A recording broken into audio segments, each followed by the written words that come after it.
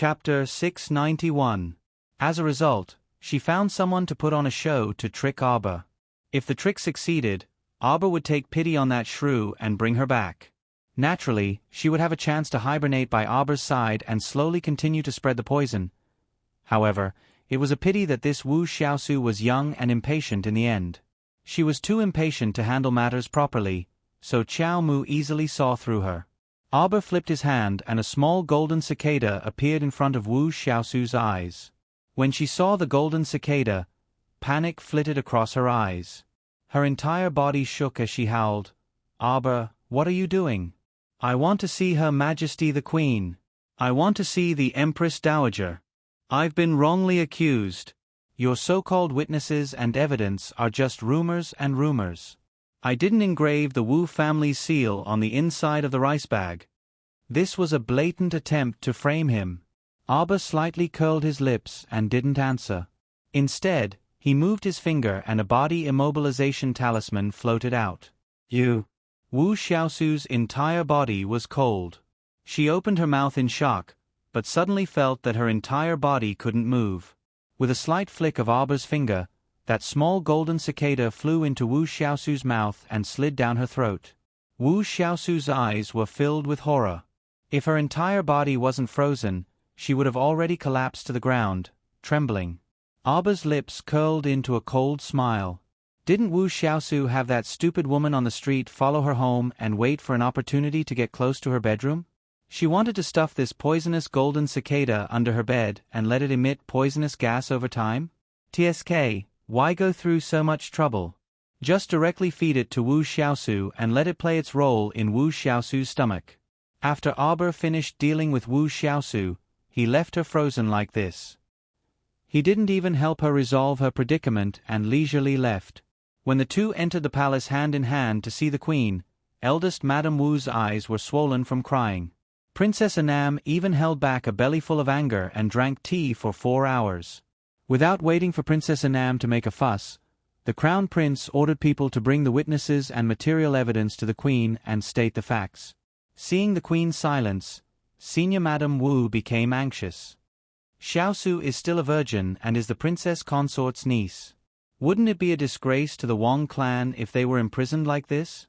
Besides, she was just a child and had accidentally offended the Crown Princess.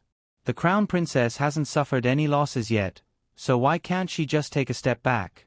A country has its laws, and a family has its rules. Are you looking down on the law? The Crown Prince said indifferently, 3 months in prison is already a light punishment. Could it be that eldest Madame Wu wants your daughter to be beheaded for the crime of disrespect? I hope that after Miss Wu is released from prison this time, the Wu family will properly control her words and actions. Don't make any more mistakes, otherwise, we won't let her off easily. The next day, the queen still wanted to persuade her son to let Miss Wu go. After all, girls were prideful.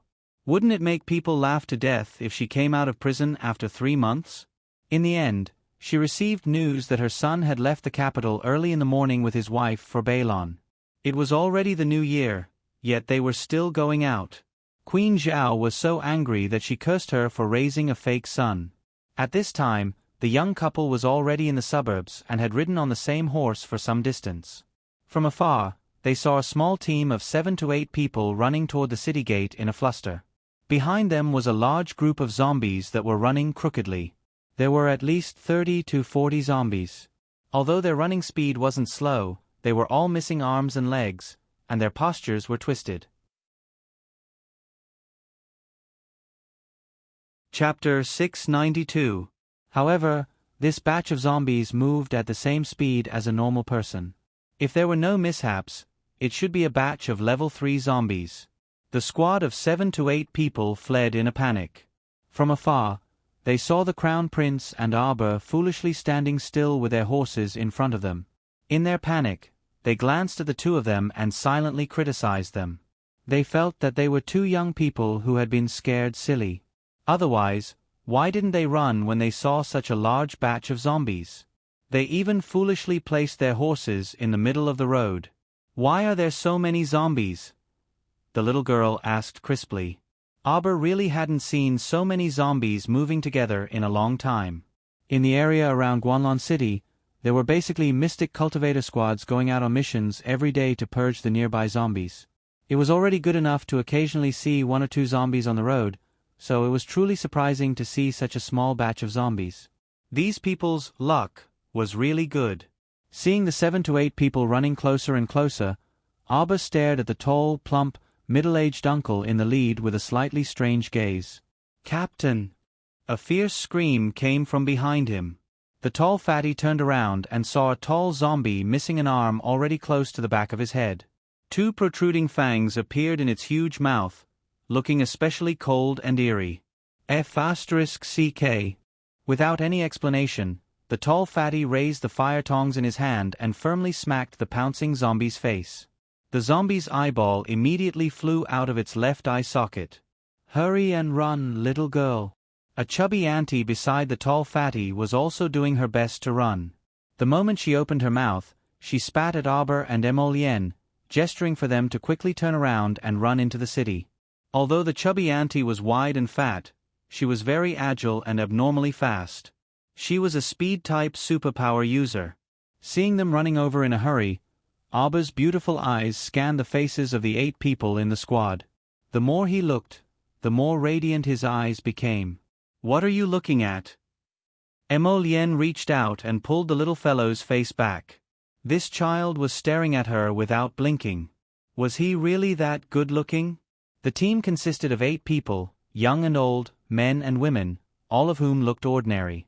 He really didn't know why his JoJo couldn't take his eyes off them. "Come over quickly." Xiao Mu waved her hand at Fatty Gao and company. "Hurry, hurry." Fatty Gao's mouth twitched. "Little girl, run. Don't just stand there. We really can't handle these dozens of level 3 corpse puppets. Get down, all of you." The little guy waved his hand forcefully. Everyone looked at her in confusion, only to see the fair and tender little girl take out a round thing from her sleeve. Emolien's eyebrows twitched slightly. She was just about to grab the little fellow's little hand. The round core ravaging thunder had already been thrown out by her and landed in the midst of the zombie horde. Boom! A huge explosion shook the earth and the mountains. The 8 people in the squad rolled on the ground with stupefied expressions. They hugged their heads and lay on the ground, looking up at the little girl who was leaving. "Huge Bear Squad, wait for me to come back. See you." The little girl hugged the youth's waist and turned to wave at the group of people lying on the ground. Who dares to be so impudent at Guanlon City's North Gate? Several angry rebukes were mixed with several fierce figures flying out of the city gate. Chapter 693. The 8 members of Huge Bear Squad continued to lie there motionlessly, holding their heads as they stared ahead in a daze. The core-ravaging thunder had blasted a huge crater in front of them, and none of the 30-odd zombies were spared. All of them were blown to smithereens. Several mystic experts stationed at Guanlon City's North Gate flew out of the city and were stunned when they saw this scene. The members of Huge Bear Squad slowly crawled up from the ground after a long while. Everyone looked at each other in bewilderment. "Captain, our Huge Bear Squad is so famous now? Even a random little girl passing by can call out our Huge Bear Squad's name?" 2 lumps of red appeared on a young team member's face in excitement. Huge Bear Squad's captain, Gao Shang, irritably slapped the back of that team member's head. "What nonsense are you spouting? It must be because she saw the badges we're wearing on our chests." Everyone looked down. The Huge Bear badge wasn't very obvious, and the bear carved on the badge wasn't mighty. To be honest, could that girl really tell that this badge was a huge bear? What exactly happened here? A mystic guarding the city solemnly looked at Captain Gao Sheng. Gao Sheng smiled foolishly and rubbed the back of his head. "It's just that just now, our squad accidentally attracted a group of zombies to chase after us. An expert passed by and helped us take care of the zombies." "Ah, right, we're the Huge Bear Squad that went to the North Slope to dig up wild vegetables. Now that the mission is complete, we plan to return to the city." The mystic guarding the city looked at the badges on their chests and nodded. According to the rules, you guys will first stay in the tent area outside the city for a few days. You can only enter the city when it's about time. Okay. Everyone understood the rules, so Gao Xing nodded without objection. Only then did he lead his teammates to the tent area at the North City Gate. Besides, after the little fellow did something bad, Emolienne knew that this action would definitely alarm the city guards, so she quickly rode away with this little ancestor. Arbor was in a great mood and was snickering like a little mouse the entire way. Emolienne helplessly stroked the little fellow's head. With such a loud explosion, the nearby zombies have all been drawn over. Arbor turned his little head to look at him. Action teams have missions to do, so they can eat. Moreover, there were probably less than 100 undead puppets within 100 miles of Guanlon City. The ones that needed to be cleaned up had all been cleaned up by the operation teams. Emolienne couldn't help but laugh. Do you want little Seven to take us there? No need. Didn't you say that it would take less than a day to ride a horse to Bailon City? Yes, at this speed, we'll be there in the evening. Then let's take a look along the way. The little fellow took out a packet of osmanthus candy from her pocket and put one in Emolienne's mouth. Prince Emo couldn't tell what the candy tasted like, but the little girl's soft and greasy little finger brushed against his lips. It felt soft, and was incredibly sweet. On the other side, at the Marquis of Jeyuen's estate, a quick-witted boy servant quickly walked into the hall and saluted the Lord and Madam at the head of the table. Lord and Madam, there are guests outside who claim to be members of your family. Qiao Zhongbang, who had just finished eating and was looking at his son's recent homework, paused while holding a book. Wei Ziqin also looked up and couldn't help but frown. Chapter 694. Clansmen of the Main Clan? Wasn't that? Ha ha ha. Zhongbang, why didn't you tell the main clan that you've moved to Guanlon City for so long? A laugh came from outside the door. You can't just barge in. The sound was mixed with the footboy's anxious cry. Master, Madam, they... Qiao Zhongbang looked up and saw an elderly man in his 60s leading two middle-aged men who were slightly older than him through the door. The elderly man smiled and nodded repeatedly at him. Clan head.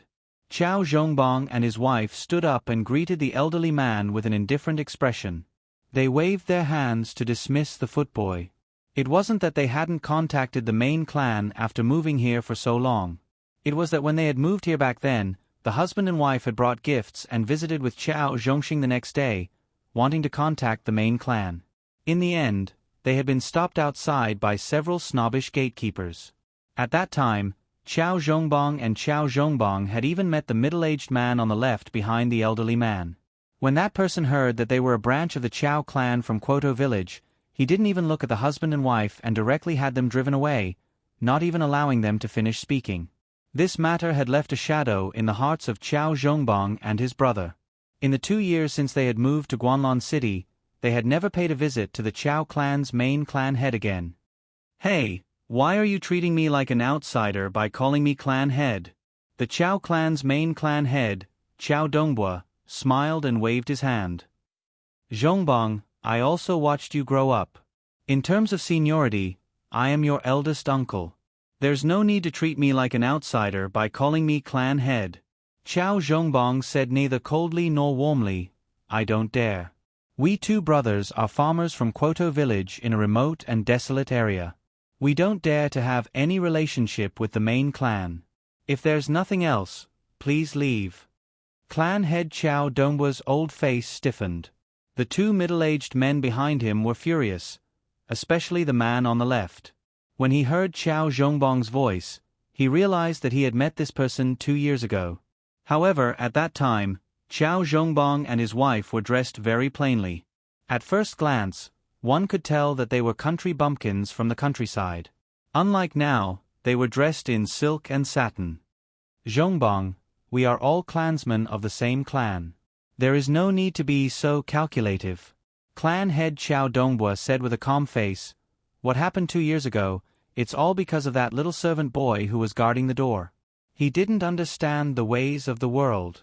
Don't worry, I'll deal with them as soon as we get back. No need. Chow Zhongbong waved his hand, turned around, and pulled his wife into the inner hall. I'm sorry, I have something to discuss with my wife, so I won't see you off. This old man still dared to bring up the incident from 2 years ago in front of them, which meant that he already knew about it.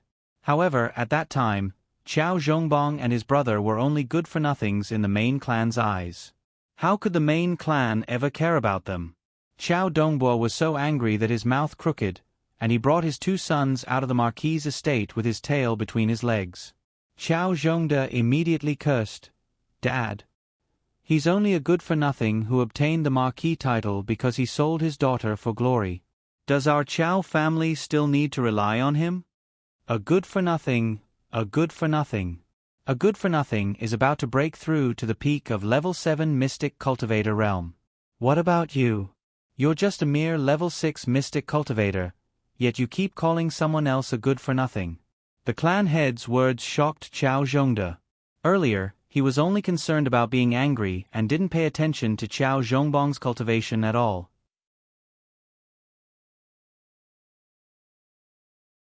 Chapter 695.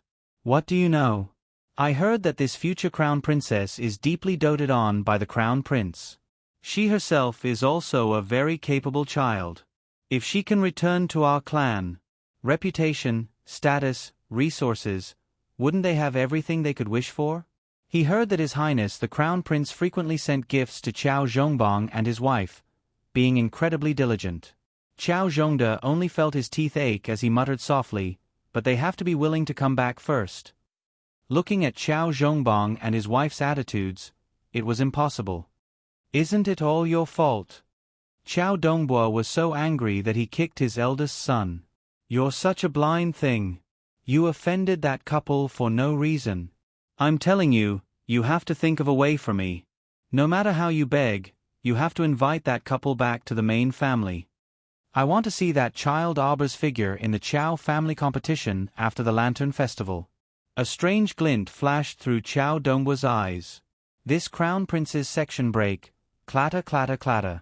The little white horse galloped happily, galloping up the slope with the young couple on its back. When it was close to noon, the young couple had already galloped the entire way. With the crown prince carrying her in his arms, Arbor's hair and clothes were clean, neat, and elegant, without the slightest speck of dust.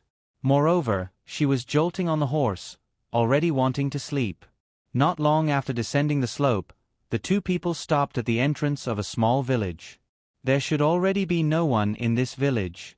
After all, the people nearby had either moved to Bailon fortifications or definitely moved to the nearby Mo Kingdom capital. Who would stay in such a withered, small, and dilapidated village? Moreover, there were hidden dangers in terms of safety. Who could guarantee that zombies wouldn't suddenly break through the window in the middle of the night? Pass through this village. Emolienne lowered her head to look at the sleepy little fellow who was nodding incessantly, and she couldn't help but find it funny. Arbor reluctantly glanced at this village. From here, the village was very dilapidated, with broken walls and dilapidated walls, and there weren't many intact houses inside. "Isn't it closer if we go from here?" "It should be," Emolienne nodded, "but this village looks a little spooky, don't be afraid." "How am I scared?" Arbor snorted and looked down at the little white snake that poked its little head out of his waist pocket. She had mentally prepared herself for half a day before she finally made up her mind to bring the little white snake along. There was no other reason. She had to work hard to get rid of the psychological shadow of the past. She couldn't just run away in fear when someone threw out a Shen beast snake when she was fighting with someone in the future.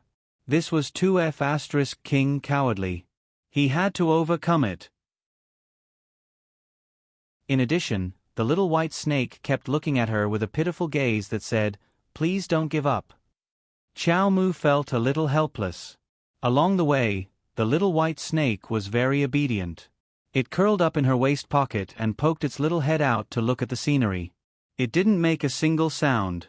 Arbor subconsciously reached out and stroked the little snake's round head.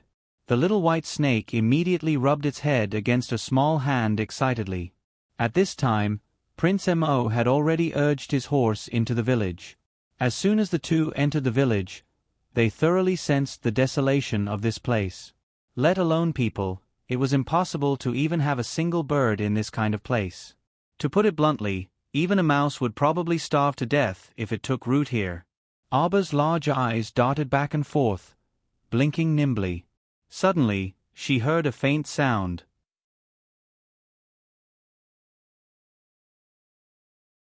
Chapter 696. The two of them turned their heads and instantly saw a bony claw reaching out from the crack in the wall. The claw was black and thin, covered in blue veins, and looked especially frightening. If a normal person saw it, they would fall off their horse in fright. But the young couple only looked at each other, then continued to watch the hand slowly reach out from the crack in the wall. Then came half a head covered in dust and dirt, and half a body so thin that it was all skin and bones. A pitiful man with a somewhat deformed head and a body as thin as a bean sprout crawled out from the corner of the earth. When his gaze met the young couple's, he was clearly stunned, and his entire body froze on the spot. There was actually someone here? Arba carefully looked at the person, and after examining him, he confirmed that this was a person and not a corpse puppet. Although he looked a little deformed, he was most likely skinny from hunger. His eyes were strong, and his limbs were agile, so he was clearly not a corpse puppet. Emolien reached out and grabbed, and the man who was so thin that he was almost out of shape was brought up in front of him. "Who are you? Why are you hiding there so sneakily?" That person called out, "Ba ba twice, and his face revealed a slightly frightened expression. He repeatedly kowtowed to the two of them and begged for mercy. He was actually a mute hiding in this shabby village and still being able to live for so long. It was really unknown how he spent his days to become so thin. Emolien flipped off his horse and walked over to the crack in the wall that the mute had crawled out from to look. There seemed to be a cellar down there, and the mute probably slept in that cellar every day. "I'll go down and take a look, Jojo." Emolien pointed down. Arba nodded, and retracted his gaze to look suspiciously at the mute. "Are you really a mute?"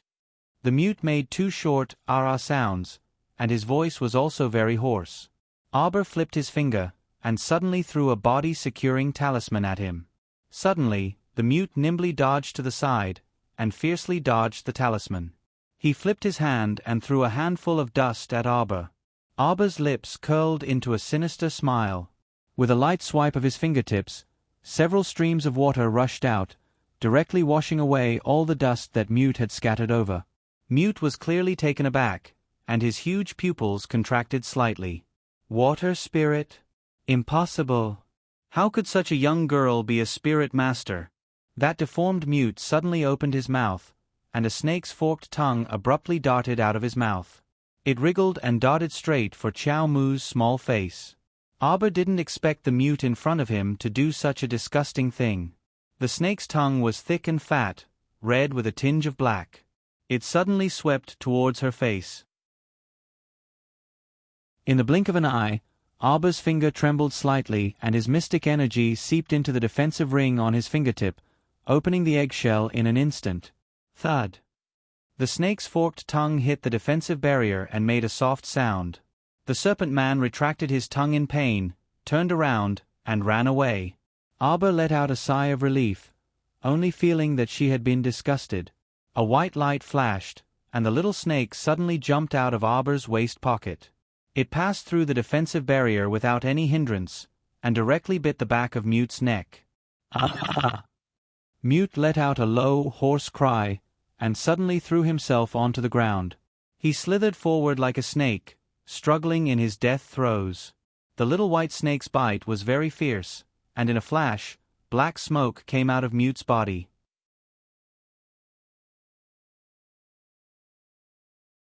Chapter 697. Mute's body was like a sieve. Small holes appeared all over his body, all of which were emitting black smoke. This black smoke came from his body. Gradually, he was enveloped by this thick black smoke, and his figure couldn't be seen clearly. When Emolien jumped up from the cellar, she saw this scene and jumped in fright. She quickly rushed to Arba and pulled her into her arms. "What's going on? What could happen to me?" Arba pouted and pointed at Mute. He's the one who's in trouble. The white snake slithered out of the black smoke and softly pounced onto Arbor's hand, rubbing against her fingers cutely. Arbor stroked its head. Emolien, the white snake bit him, and this person's whole body emitted black smoke. What kind of special skill is this? Emolien gazed deeply at the white snakelet. The white snake wasn't to be outdone. It raised its head and swept a disdainful glance at Lord Mo with its round eyes. This is the dark power of the netherworld. It's one of the 3 extremely strong and strange powers outside of the 5 spirits. It hasn't appeared for close to 1,000 years. I once read about it in the mysterious records of the upper 3 continents. There are only a few words about the description of the power of the netherworld. When the white snake heard this, it shook its head and looked at Arbor with an expression that said, praise me, pet me. Arbor was a little amused. She raised her hand and stroked its little head. This power of the netherworld also has a special power. Anyone killed by the power of the netherworld will be able to control the dead person's movements for a certain period of time, depending on the user's control of the power of the netherworld, Emolien explained. At this time, after the black smoke dissipated, they saw Mute with his head drooping. He moved step by step in front of them. When he raised his head, his pair of eyes were gray. His long, snake-like tongue curled and stuck out. Demonic cultivator. Emolien looked at Mute with a cold expression. He's already dead. Jojo, should we leave now or go down and take a look? Let's go down and take a look. We can let this person lead the way. Arbor's eyes lit up. Emolien nodded. The cellar is connected to other places, but it seems to be connected in all directions. Without a guide, we may have to take a lot of detours. Then what are we waiting for? Let's go. Arbor was curious about the underground world. The 2 of them let Mute lead the way down the cellar. When they were brought to a rather large underground village, they couldn't help but be stunned. If they hadn't bumped into this Mute crawling out from the crack in the wall, they wouldn't have known that there was another path below the cellar and that there was a village built below. Emolien narrowed her eyes. Such an underground village had appeared so close to the Mo Kingdom capital. Before this, not even the slightest bit of news had leaked out. This was truly a bit unusual, and it made him vigilant. When Mute led them into the village, 2 burly men walked up to them and said with a smile, "Yo, you're back. You brought back 2 fat lambs so quickly? Not bad." As they spoke, their eyes rolled in circles as they stared at this pair of fat lambs in amazement. This graceful appearance, tisk tsk, a handsome man and a beautiful woman. If they were presented to the village chief, then Mute would definitely receive great praise. Mute didn't make a sound. Even the occasional sounds that he usually made were gone. However, no one paid attention to it.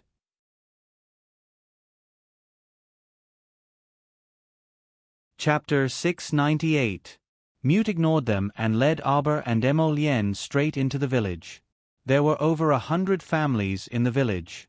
When they saw outsiders enter, they all came over to watch. Men and women, old and young, dressed strangely, their eyes revealing traces of ill intentions. Arbor expressionlessly swept his gaze over them and followed behind Mute with Emolien for a while. "Ahaha, my guests who have come from afar. Welcome." A deep and resounding laughter came from afar.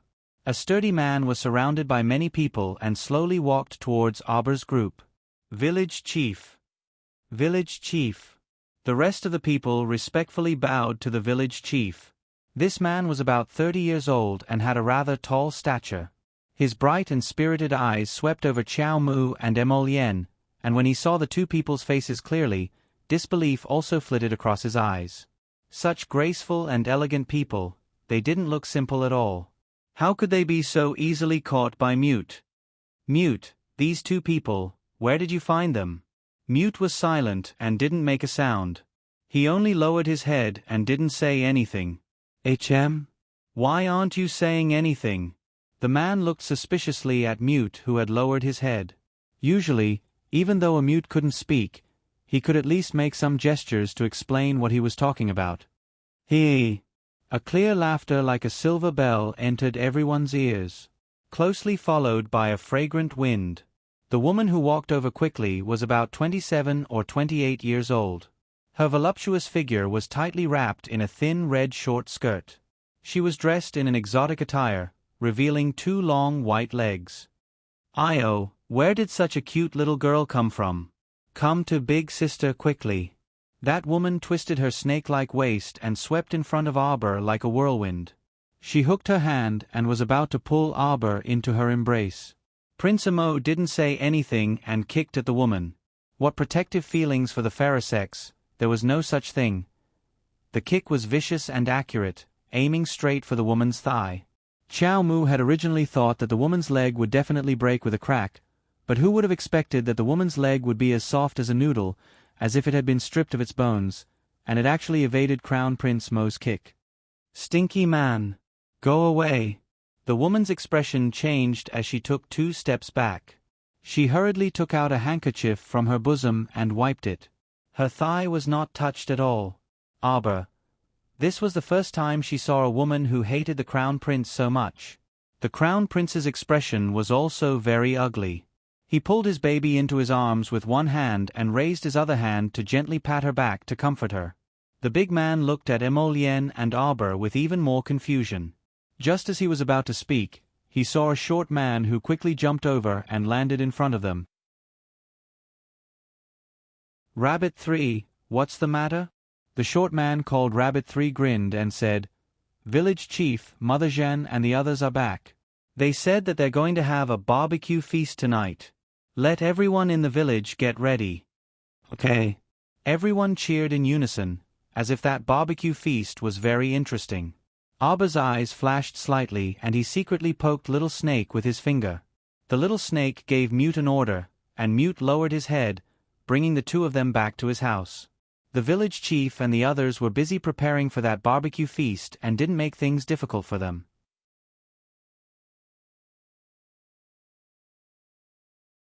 Chapter 699. It could be seen that everyone had a long-lost excitement on their faces, which made Arbor somewhat curious. What barbecue feast? It made the entire village seem like it was New Year's in advance as everyone busied themselves. Because this barbecue feast would only be held at night, Arbor and Emolien followed Mute back to his room. Upon returning to his room, Mute collapsed limply onto the ground, motionless. Little Snake's nether energy can only be controlled for so long. We have to be careful in our actions from now on. Emolien grasped Arbor's small hand and said, "This village is very strange. I took a look. Quite a few people here seem to be demonic cultivators. Especially that woman just now. Her entire body was very soft. If he didn't guess wrongly, she should have fused with some kind of snake bone, which caused her body to be abnormally soft. What in the world is this village where demonic cultivators congregate trying to do by hiding underground?"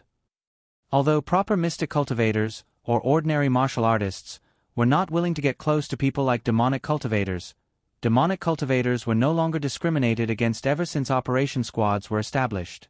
On the contrary, many squads were very happy to take in demonic cultivators with special abilities and participate in missions together. Since everyone was slowly starting to try to accept demonic cultivators as a group, then why were these demonic cultivators still sneakily hiding underground, unwilling to show their faces under the sun? Say, do you think someone is deliberately raising these people underground? Arbor muttered softly, and the Crown Prince's brows knitted tightly. If there really was a mastermind behind the scenes, why would they raise such a large group of demonic cultivators underground near the Emo Kingdom capital? In that case, this question was really worth investigating. The 2 people did not go out. During this time, several people tried to knock on Mute's door, but the 2 people ignored them. Only when it was 10 minutes into the night did Emolien and Arbor open the door and follow the crowd's footsteps, surging toward the underground village's central gathering place. The 2 people mingled in the crowd, following behind unhurriedly. When they arrived at the gathering place, they saw a dense mass of heads, at least 1,000 people. There were actually more than 1,000 people hidden in this underground village. At least half of them were demonic cultivators, while the rest were mostly ordinary people with shackles on their legs and hands. Apart from the excitement on the faces of those demonic cultivators, most of the ordinary people had numb expressions on their faces. Their eyes were dull as they were urged forward by the demonic cultivators.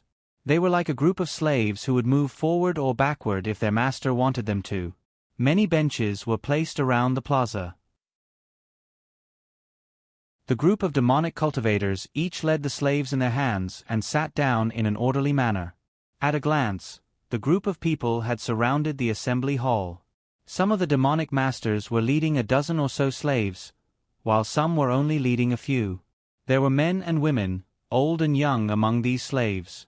All of them had tattered clothes and messy hair as they knelt at the feet of the demonic masters. "Quiet, all of you, quiet down." The village head raised his hand and stopped the crowd from talking. Everyone quieted down. That snake beauty from before swayed her slender waist as she walked forward with her clothes exposed. She stood next to the village head and laughed coquettishly. "The barbecue feast will now begin. Everyone can forget about everything and start partying." Everyone let out excited shrieks as they vigorously swung the long chains that were leading the slaves.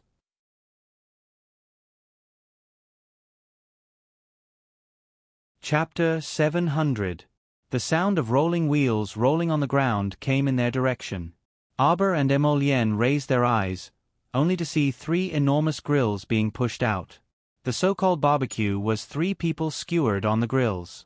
2 ordinary people with numb expressions stood on both sides of the grills, continuously flipping the skewered people on the grills. Auber almost vomited when she saw it, her little head suddenly burying into the crown prince's embrace. Although the crown prince was also very nauseous, nothing could be seen on his face. His gaze was cold as he looked at this group of demons who were laughing maniacally. The 3 people were already beyond recognition.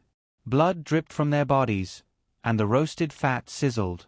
It was obvious that they had been barbecued for a long time and were already thoroughly dead. "Big brother, second brother, third brother." A mournful cry came from the foot of a demonic master in the front row. A slave led by that demonic master suddenly rushed forward, roaring angrily as he wanted to pounce on the 3 grills. A female demonic cultivator who was holding the chain suddenly pulled on the metal chain with a chuckle.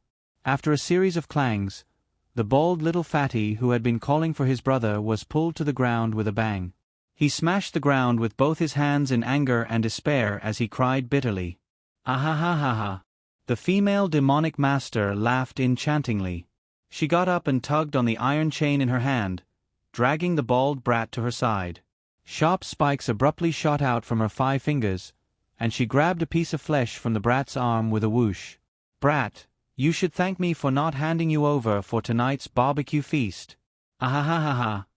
The female demonic master stepped on the bald brat's back, using all her strength to stomp on the big iron pot on his back. She giggled as she trembled. "What, big brother, second brother, third brother? You are now my little slave. You only have a master. Ah ha ha ha." Auber poked her little head out from Emolienne's embrace, her fists involuntarily clenched tightly. Emolienne, who could sense the change in her mood, hurriedly reached out to pacify her, whispering in her ear, "Wait a moment."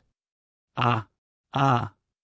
The iron pot brat let out a series of roars and cries of despair as he was stepped on by the female demonic bodymaster. His 10 fingers continuously dug into the ground. "Kiske, how boring. You only know how to scream at the top of your lungs. Can't you do anything else? Jean G, you're really brutal." A few demonic cultivators by the side teased. "Village head. Let's have some entertainment." Right. The last time he dissected a living person, it was really nice. Ha ha ha ha." The village chief laughed and put his hands on his hips, revealing his bulging chest muscles. "How about we do something more exciting today? Do you want to see it?" "Yes." The group of demonic masters below shook their chains and screamed excitedly. The village head let out an evil laugh. He suddenly stretched out his hands and clapped his hands 3 times. A low growl could be heard as a dark-skinned woman slowly pushed a wheelbarrow into the arena. The wheelbarrow carried a large square iron cage, and inside it was actually a tied-up level 4 zombie. The level 4 zombie opened its mouth, revealing 2 terrifying fangs.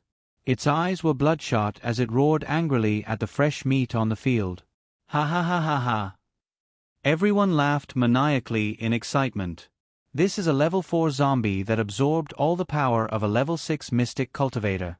Its current ability is equivalent to a level 4 mystic cultivator.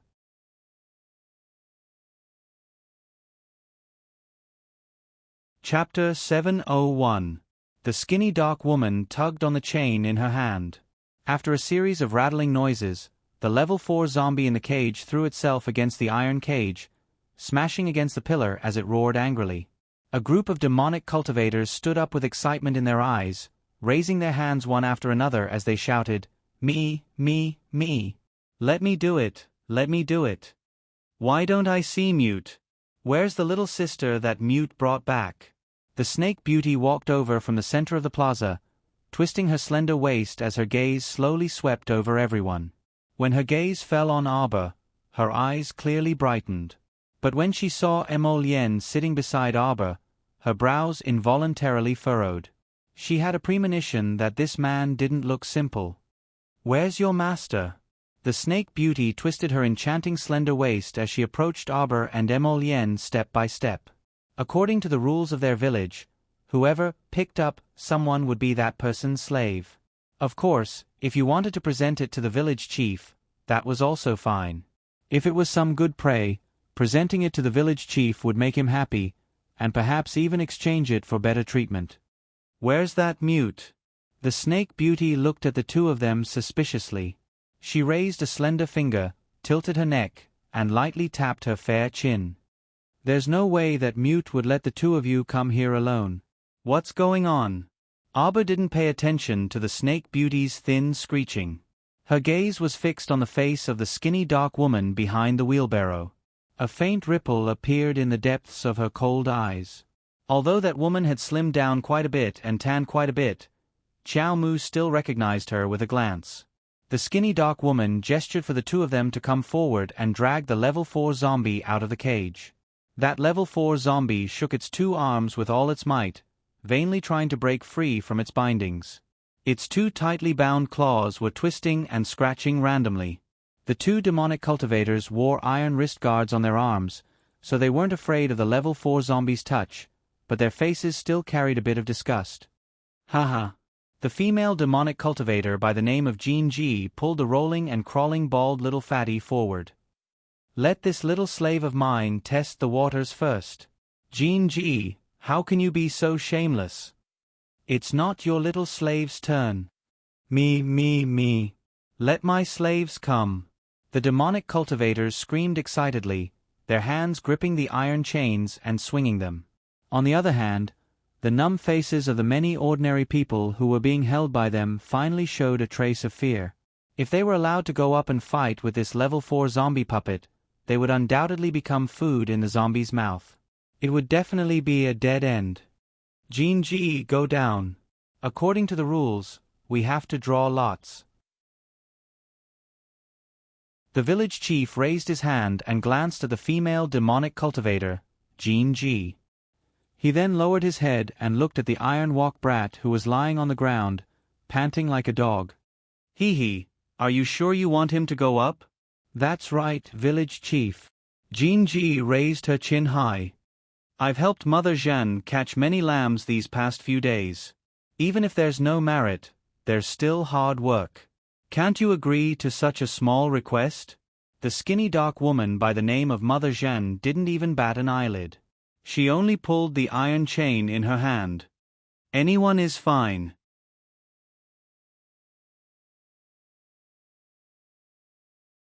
Chapter 702. But if your slave is eaten by the corpse puppet within minutes, you will also be punished. Mother Jeanne says with a sneer. "That's right." The crowd of demonic cultivators below churns and screams. "We want to watch an exciting match." "That's right, that's right. If there's nothing to watch, you will also be punished. Go down, Jean Ji. Don't talk about a minute. I think your little slave won't even be able to hold on for a second." Facing such a strong level 4 corpse puppet, How can the bald little fatty be its opponent? Hearing that, Jean-Ji is very angry. She heavily kicks the bald little fatty. You better buck up. Go up. If you dare to lose within a minute, I will skin you alive. The bald little fatty groans and slowly climbs up from the ground. He shakes the chains on his hands, and his eyes emit a crimson cold light as he stares fixedly at Jean-Ji. That's right, it's this kind of warlike gaze. Jean-Ji smiles enchantingly. She stretches out her hand and pats the little fatty's chubby face. She giggles and says, I think highly of you, little fatty Gidge. You can definitely do it. Bah! The bald little fatty spits at her. Everyone bursts into laughter. Jean-Ji's face instantly turns green. Without thinking, she swings a slap towards the little fatty's face. Slap. The little fatty straightens his neck and gnashes his teeth as he stares fixedly at Jean-Ji. Right now, the depths of his heart is filled with hatred. This group of filthy, perverted, and twisted bugs. They killed 3 of his brothers. He hated that he couldn't drink their blood and eat their flesh. He wanted to grind all of their bones and scatter their ashes. Let the little fatty go. Let the little fatty go. Ha ha ha. This group of neurotic demonic cultivators start to shout again.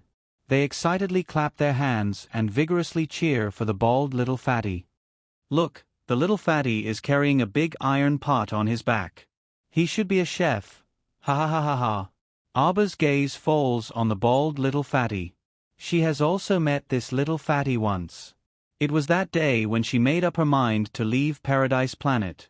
As he descended from the snowy peak, he saw the little fatty Zhang Yu and a few of his brothers.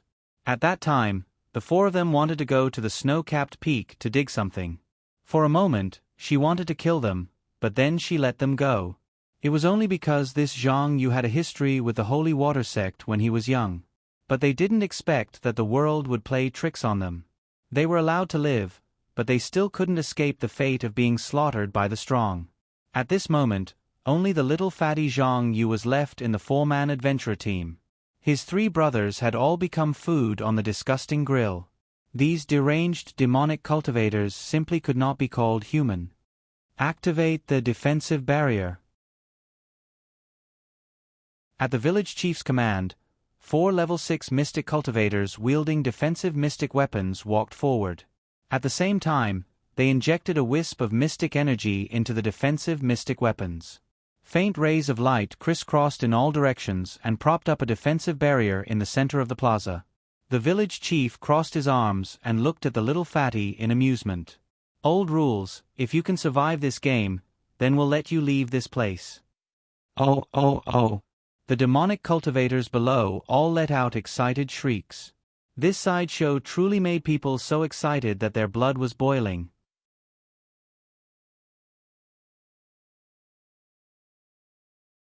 Chapter 703.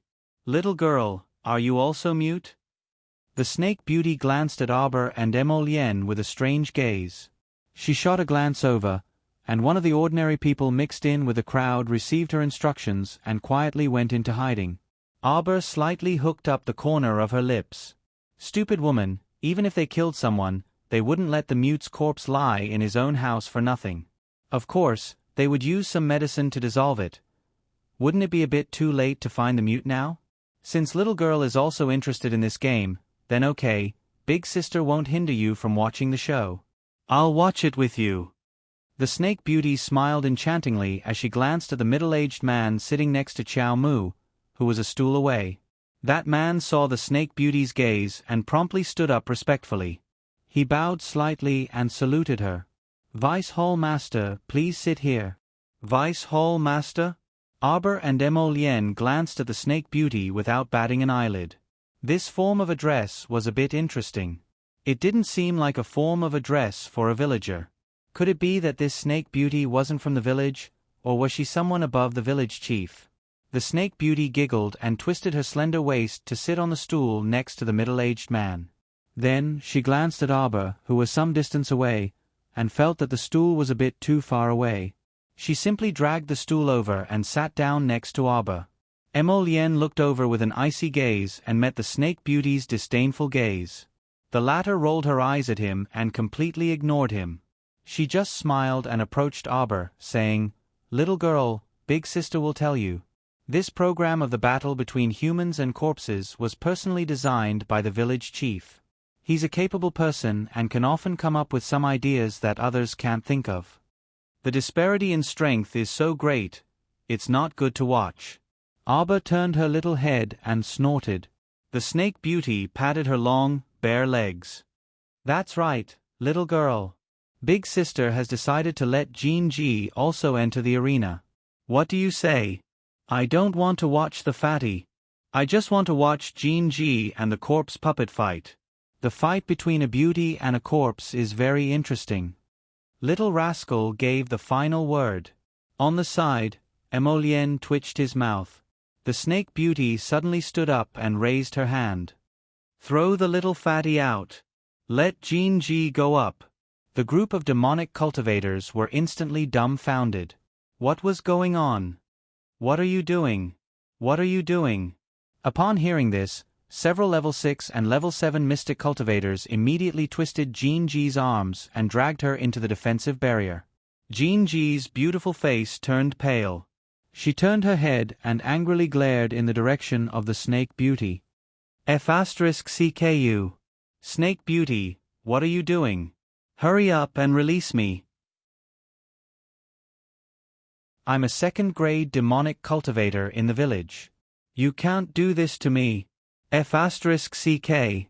F***CK. While they were talking, the bald fatty had already been dragged out of the defensive barrier and thrown out of the assembly.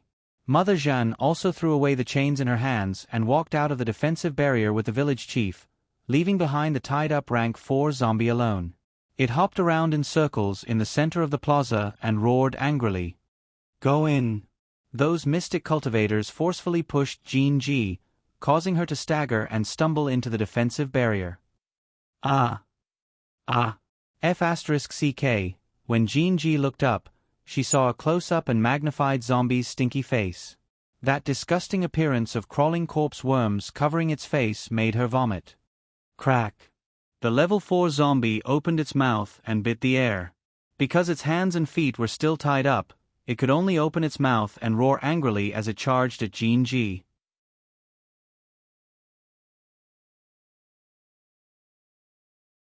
Chapter 704. In the nick of time, sharp thorns extended from Jean-Ji's 5 fingers and pierced into the level 4 zombie's throat with a whoosh. It was just that she was a little afraid of being infected by the corpse poison, so she pulled out the thorns from her fingers in less than a second and jumped back a few steps.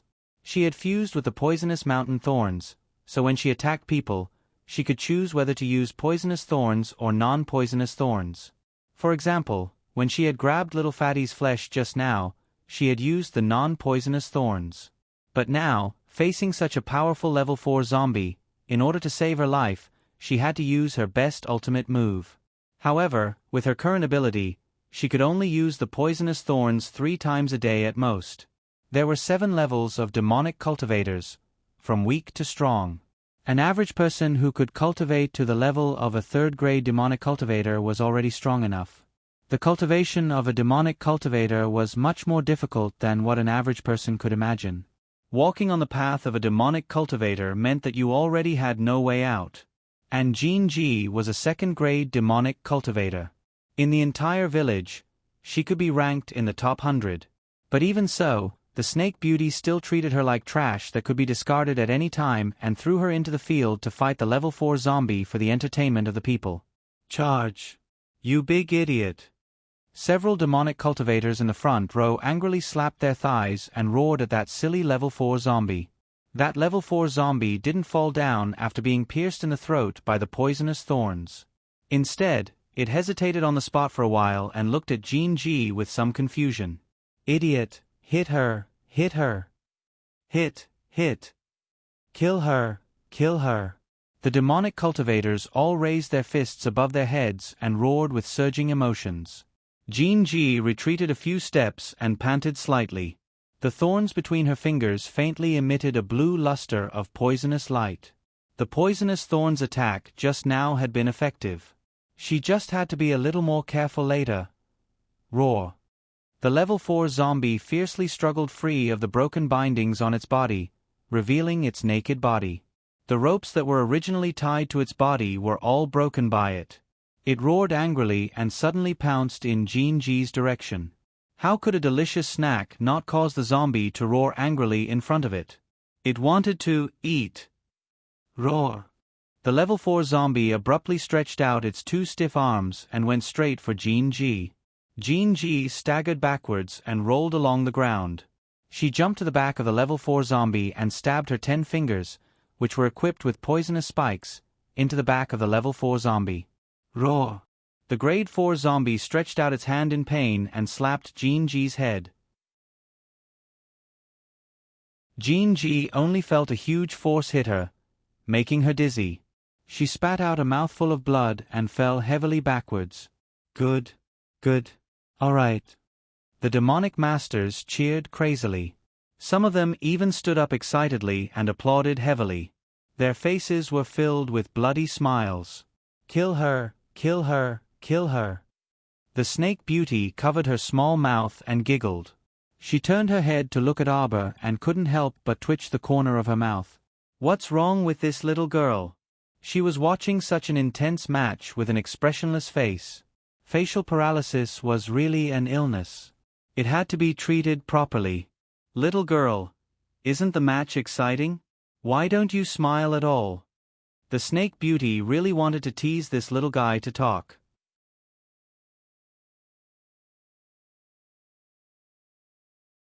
Chapter 705. The stoic face turned around and coldly glanced at her. Is it very funny? The snake beauty. It was originally very funny, but as soon as I saw your expressionless little face, I suddenly didn't want to freaking laugh anymore. At this time, the level 4 zombie shook its head. Because its back had suffered a heavy blow, it swayed its body in place, feeling a bit dizzy. When it turned its head and saw Jean-G lying on the ground, it pounced at her with a roar. Fierce shouts erupted from the audience. Every neurotic demonic cultivator couldn't sit still. The people in the back even stepped on the long bench, waving their fists to encourage the zombie. Tear her apart, ah ha ha ha. Tear her apart. Tear her apart. Oh, okay. Ha ha ha ha. It's time to eat. Ha ha ha ha. Arbor swept a glance over the large group of lunatics behind him. Were these people all sick in the head? Little girl, don't look at us like we're lunatics. The snake beauty cutely pouted her small mouth and called out softly, We're not lunatics. It's just that life is too boring. If we don't find some entertainment for ourselves, then wouldn't we have no goals in life at all? Arbor snorted disdainfully. Your goal in life is to stay in this underground world in decadence and kill for fun every day. The level 4 zombie finally got its wish and pounced on Jean-G's body.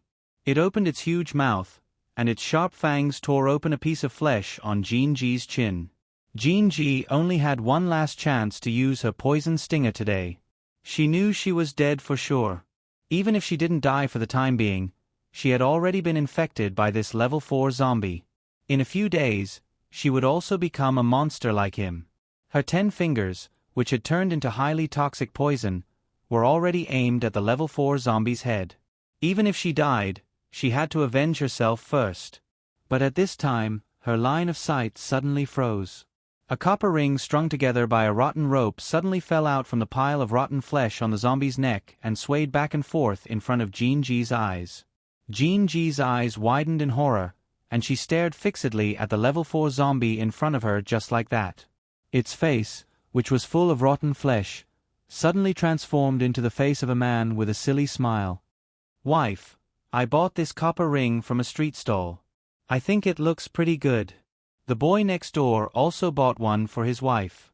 I can't let my wife down. The guy next door is wearing a low-level defensive ring. Do you know anything about defensive rings? Buy me a knockoff. Wife, when I have money, I'll buy you a better defensive ring than the one next door. Ah, why is it you? Why? Jean-G's eyes were filled with tears, and the poisonous thorns on her 10 fingers gradually retracted. She could feel her body being gnawed away by the zombie. The physical pain was nothing, but the pain in her heart was indescribable. Her tears fell onto the head of the level 4 zombie puppet. The level 4 zombie glanced at Jean G in confusion. Although it had gained some intelligence, it was not enough for it to recognize that the woman in front of it was once his wife. The undead had only continued to bite at its food out of instinct. It's just food. Husband, are you hungry? Jean G's voice trembled slightly. Because she had lost too much blood, her vision was already a blur. Then you can eat me.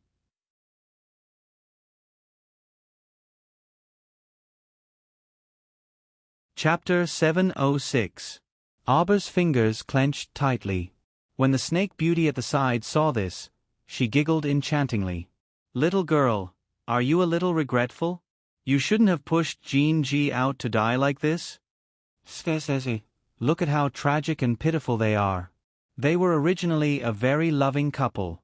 But now, it has actually evolved into a situation where they kill each other, he. The snake beauty laughed in a cadence. At this time, the assembly hall had long erupted into an uproar. Everyone jumped up and applauded jubilantly because they had watched a great drama. It was as lively as New Year's. Get lost. Emo Lien impatiently brushed away the snake beauty's approach with a flick of her sleeve. She reached out and hugged her darling a little closer, stroking her little head while holding her in her arms. You bunch of demons and monsters. How are you worthy of being called humans? Emo Lien sneered. What's so pitiful about that Jean G? Haven't the slaves who died in her hands in the past never exceeded 10 digits? Heh, she only has herself to blame. What does it have to do with my darling? I'm talking to little sister. Why are you interrupting? The snake beauty's expression instantly darkened, and she glared at Emo Lien with extreme dissatisfaction. Get lost, I don't want to talk to you, Auber said coldly. Snake beauty. Can you give me a little face, little sister? Auber didn't want to say a single word right now, nor was she in the mood to deal with the snake beauty beside her. She sincerely hoped that she could get lost far away. At least for the time being, she didn't want to talk to anyone here. However, the snake beauty loved teasing the stoic face. She didn't give up and continued to tease her. Little miss, do you think that the drama just now was wonderful? Look at Jean G. When she found out that the 4th-rank zombie in front of her was actually her husband, her expression at that time, oh ha. Isn't it wonderful and special? Isn't this unexpected encounter well arranged? TSK, don't you think she's stupid? She clearly already knew that the one in front of her was only a corpse. Realistically speaking, he couldn't be considered her husband at all. She clearly had the chance to kill it, but she didn't. TSK, I almost thought she was a good person. The snake beauty continued to chat with the little stoic, even though the little stoic didn't utter a single word and didn't even look at her out of the corner of her eye. What does a pervert like you know? The little stoic suddenly said coldly, every person who can be called a person has once left behind a pure land in their heart. If even this last piece of pure land disappears, then whether it's life or death, it doesn't matter anymore. Emo Lien's heart tightened and she suddenly reached out to hold the little fellow's little hand tightly. He didn't know why, but he felt that when the little thing said those words, its eyes were illusory and didn't look like it was alive at all. This kind of nothingness that no one could touch made his heart feel very uncomfortable. He held her little hand tightly and gently squeezed it. As for the snake beauty, she coldly looked at the little girl beside her. You're saying that I'm not human. Do you believe that I can immediately let you enter that defensive barrier and come into close contact with that 4th-rank zombie? The snake beauty suddenly drew close to her, and a bewitching dark red color was concealed in the depths of those approaching eyes. It was rather bewitching and wanton, like a merciless whirlpool that wanted to suck in a person's soul.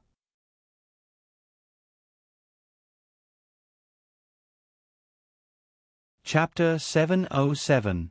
Auber's small face was stoic as he coldly stared at the snake beauty in front of him. There wasn't the slightest ripple in the depths of his eyes. It truly made one feel a sense of defeat. The Snake Beauty's expression instantly changed dramatically, and she said with a grin, "How about you call me good sister, and I'll spare you from fighting with a level 4 zombie? How about it?" She looked at the little stoic with a chuckle with a "very good deal, right?" expression on her face. Arbor sneered and turned his small head away, disinclined to look at her again. How infuriating! Why was this stoic face like this, so impervious to everything? This made her very angry. The Snake Beauty abruptly stood up and shouted with a fierce face, "What is everyone waiting for? Pick the next person right now and let this level 4 zombie continue to feed. I don't think it's full yet." When the group of sickly demonic cultivators heard this, they all excitedly screamed and stomped the ground, letting out excited howls. The Snake Beauty crossed her arms and swept a provocative glance at Arbor. "How about it? Did you change your mind?" Arbor didn't say a word. He turned around and leaned close to the Crown Prince, whispering a few words to him.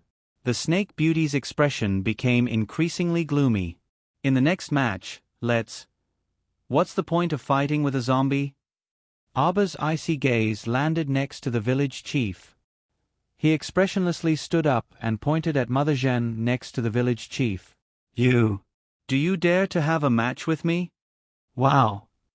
This was great. That group of neurotic demonic cultivators were so excited that they stuttered. They all jumped up on the spot and waved their hands and feet, shouting excitedly, "Someone wants to challenge Mother Jeanne." Challenge Mother Jeanne. A haze flitted across Mother Jeanne's dark and thin face. Her pair of old eyes, filled with the vicissitudes of life, coldly watched the little girl in front of her. Why did she feel that the girl in front of her looked a bit familiar? The Snake Beauty was startled and immediately reached out to pull her, but the latter dodged her small hand and evaded her. "You don't know what's good for you." A faint anger flitted through the depths of the Snake Beauty's eyes. "Do you know who Mother Jeanne is? She's a third-rank demonic cultivator. Moreover, she's a speed ability user. You're no match for her. She has fused with the power of a bear's paw. With one slap, even if you don't die, you'll lose a layer of skin." The Snake Beauty sneered. A person should know their limits. He could tell that the little girl in front of him was only a level 6 mystic cultivator. Don't joke around. A little level 6 mystic cultivator wanted to escape alive from the hands of a third-level demonic cultivator and an acceleration ability? Wishful thinking. Arbor ignored her and walked out of the crowd, slowly walking towards the defensive barrier. "How about it? Do you dare or not?" Arbor rubbed her small hands and looked at Mother Jeanne with cold eyes. Mother Jeanne angrily snorted, "You're simply courting death." Emolien curled his lips into a sneer. Just now, the little fellow had whispered a few words into his ear, and one of them was, "Wu Yenjin's life is mine today." That was right. The little guy recognized Mother Jeanne as soon as they met. She was precisely the anti-Wu that Prince Mo had sent to Black City to do hard labor back then. It was unknown why anti-Wu would escape from Black City, and the little fellow didn't want to find out too clearly either. She only knew that Wu Yenjin would undoubtedly die today. There was no need for this filthy underground village to continue existing. After all, it had already been 7 to 8 years, so Wu Yenjin only felt that the little stoic's face was familiar.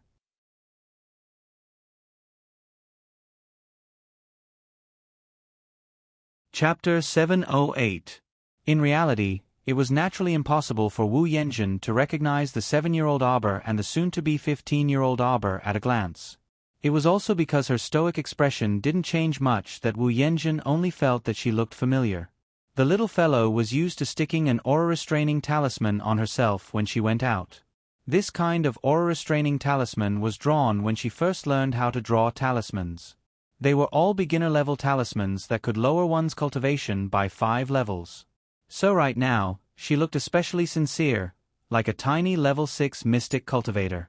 A level 6 mystic cultivator actually wanted to challenge Mother Jeanne in public. This time, it really stirred up the emotions of all the demonic cultivators. The Snake Beauty's expression was very unsightly, and she turned to glare at Emolien. "You actually didn't stop her? Would it work if I stopped her?" Emolien swept her a glance with a sneer. If I stopped her, wouldn't you have let her go up and fight with a level 4 zombie? The snake beauty curled her lips and crossed her arms in front of her chest. A bit interesting. Emolienne coldly cast her gaze aside. Who exactly are you people? The snake beauty asked with a smile. I had people go to Mute's house to check, but there weren't any traces. Don't tell me Mute was annihilated by you guys? But it doesn't matter. The snake beauty chuckled, her smile somewhat cold. Mute was originally one of the few people at the bottom of this village. He already hasn't found any prey for nearly half a month. So look at him. He's so skinny because there's no meat to eat. If Mute died, then he died.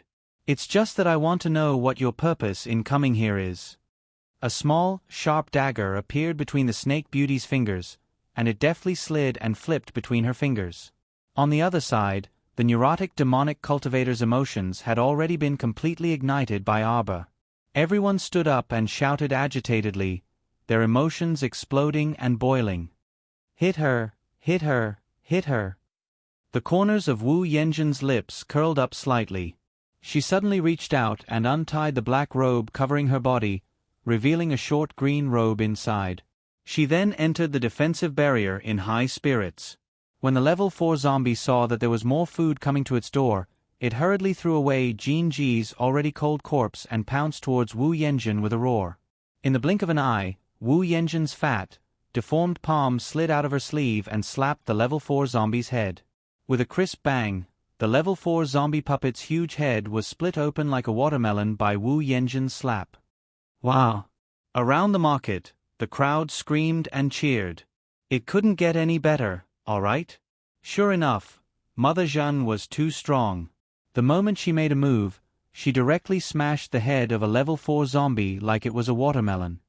Ahahaha. The demonic cultivators laughed wildly as they jumped and roared in unison, "Kill her! This little mystic cultivator who doesn't know the immensity of heaven and earth. Do you think you're so great just because you're a mystic cultivator? Let me tell you, even if we're not mystic cultivators, we can still wring the heads of you mystic cultivators off one by one like watermelons." Arbor slowly walked into the defensive barrier amidst this wave of emotional shouts. He coldly raised his head and swept his gaze around. Can you all shut up? A bunch of men, yet they're shouting like ducks.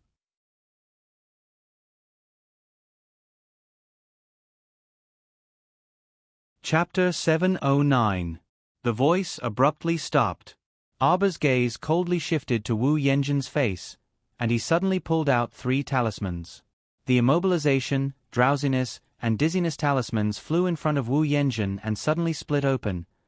Wu Yenjin's speed wasn't the least bit slow. When she saw the 3 talismans flying over, a trace of graveness gradually condensed in her eyes. Her body moved in the air, and her speed special ability was displayed to the extreme, leaving behind an illusory faint shadow. In fact, her body had already moved 1 meter away. Open! Arbor coldly rebuked. An ebony blue talisman suddenly floated in front of Wu Yenjin, slightly startling her. Her speed was already so fast, but the young lady in front of her actually caught up with her. What was going on? The confinement talisman was activated.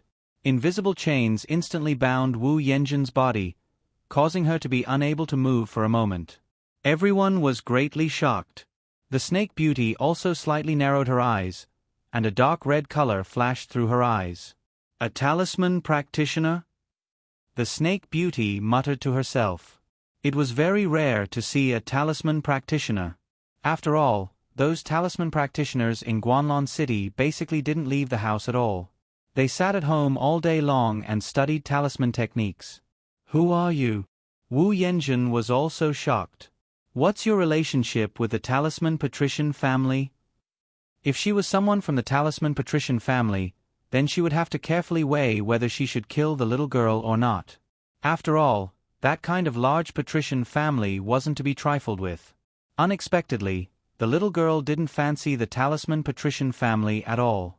She thought of Mu Liangde, and the talisman patrician family's talisman proficiency could be seen. You don't need to know who I am. Several streams of water drilled out of Arba's hands, and he coldly looked at the woman in front of him. "Are you prepared to die?" Wu Yanjin's pupils abruptly contracted, and she stared in disbelief at the streams of water shuttling back and forth in the little girl's hands. The snake beauty also stood up with astonishment. A water spirit practitioner? Impossible. How could such a young water spirit practitioner appear in this boundary? The 5 spirits of this boundary basically couldn't be sensed, so why did the little girl in front of her?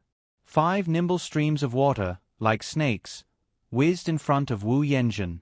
The streams of water were about to penetrate Wu Yanjin's throat, and Wu Yanjin had yet to break free from the confinement talisman. Her body was bound by invisible chains, and she was struggling with all her might. Suddenly, Wu Yanjin let out a loud roar, and a huge bare paw on her right hand actually flew off from her wrist. At the critical moment, his fat palm suddenly grabbed the 5 streams of water that were about to reach his throat. With a few popping sounds, the 5 streams of water in Wu Yanjin's hand exploded as if they were tangible objects that were being crushed. Disdain flashed across Wu Yanjin's eyes. "Little doll, if you want my life." "What?" Before Wu Yanjin could finish speaking, she saw several sharp icicles pierce out of her bare paw, piercing through her bare paw ruthlessly. The icicles pierced through the back of her hand and drilled out of her palm. They extended for more than a meter and instantly hit her throat. Ah! A stream of blood spurted out from her throat without warning. No, it was impossible. Wu Yanjin suddenly discovered that the confinement talisman's effect had been lifted, and she hurriedly used her other hand to block her bleeding throat. Gurgling sounds came from her throat, and Wu Yanjin's face was blank and terrified. "See you tomorrow."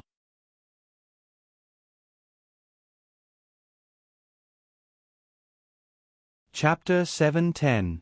This kind of confinement talisman's effect could barely be maintained for a minute. However, in a battle where every second mattered, it was enough for talisman masters to do whatever they wanted with a flip of their hand. Wu Yanjin's bare paw returned to her wrist, and she staggered back a few steps with a dejected expression. Her other hand tightly clutched her throat, and soon, her palm was drenched in sticky blood. Seeing that something was amiss, the village chief hastily walked into the defensive barrier. "Little girl, immediately stop your willful and reckless attack. Otherwise, you will be punished by blood. You can't bear the consequences of this." Before the village chief could say the word "rise," his pupils abruptly contracted. Inside the defensive barrier, the little girl suddenly raised her hands, and a pair of plain-colored sleeves embroidered with twining branches fluttered in the wind. Water continuously flowed from her hands and landed on the ground. Kocha, kocha, kocha, 4 ice walls rose from the ground, locking herself and Mother Zhan inside. The ice walls rose higher and higher, faster and faster.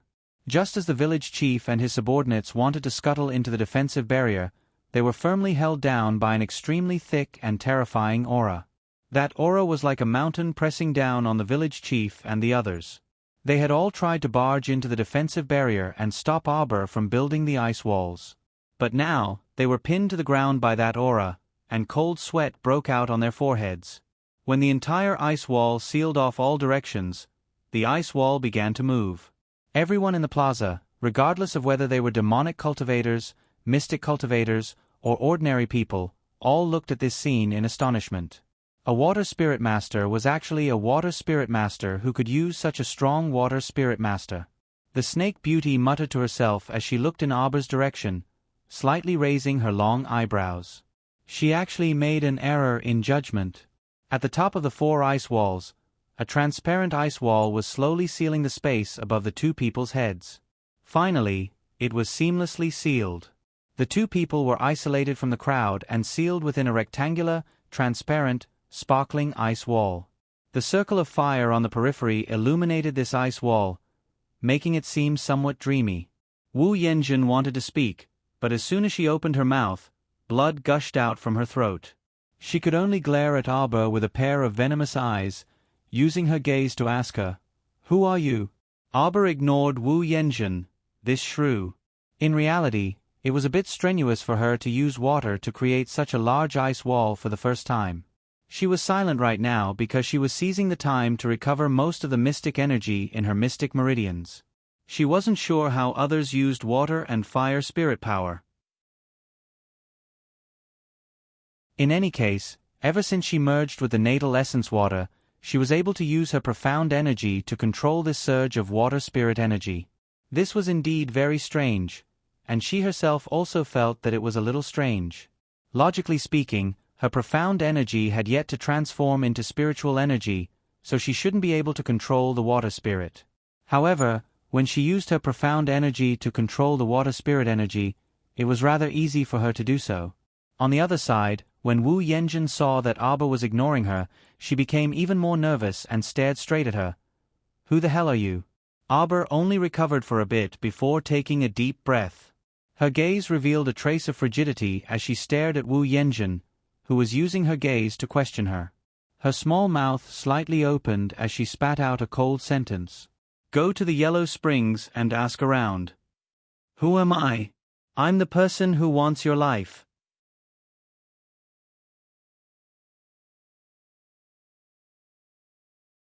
Chapter 7:11. Aba's eyes narrowed and a burst of powerful profound energy exploded from her body. In an instant, one of the ice walls closest to Wu Yenjin suddenly turned into pieces of 6 water chestnut snowflakes. Wu Yenjin clutched her neck and stiffly turned her head around, only to see pieces of snow flying up. This scene was truly a little frightening. What kind of water spirit control was this? Aba gently raised a small hand and pushed her palm forward slightly. All the 6 water chestnut snowflakes fluttered and spun in the air like fairies singing and dancing. In an instant, they uniformly surrounded Wu Yenjin's direction. Walala, a large mass of snowflakes whooshed around Wu Yenjin's body, cutting her up and down. Outsiders simply couldn't see the situation of Mother Zhan, who was surrounded by snowflakes. They could only see her figure moving back and forth within the ice walls. Her speed was extremely fast, but the speed of the snowflakes surrounding her was even faster. Wu Yenjin's body expanded by more than 3 times in an instant, turning into a war bear. She let out a weak, miserable howl, mixed with the gurgling sound of death coming from her throat. Everyone finally got a clear look at her current sorry state. Her hair was bald, her limbs and body and even her face were scraped by the snowflakes until there wasn't a single piece of undamaged flesh. Bang! Another ice wall shattered, completely turning into a mass of snowflakes, pressing towards Wu Yenjin's tall body. Following closely, one after another, the remaining 3 ice walls all cracked. Snowflakes were like turbulent torrents, like pieces of small sharp daggers, piercing through Wu Yenjin's body and limbs. She was attacked from the front and back. Her entire body was being torn apart by this kind of extreme torture. Like crazy, she swung her bare paws with all her might, slapping away the snowflakes that gathered around her. But it was completely useless. These snowflakes were extremely crafty and terrifying, even extremely spiritual. Even if they were slapped away by her, scattering into water droplets, but very quickly they would once again melt into ice and snow, absolutely endless. Wu Yenjin let out a series of hoarse roars. Because she had lost too much blood, there wasn't a single piece of undamaged flesh on her body. At the same time, her eyes also became abnormally blurry, almost unable to see the girl standing diagonally in front of her. Was this the limit? It must be very painful to have such a broken body, right?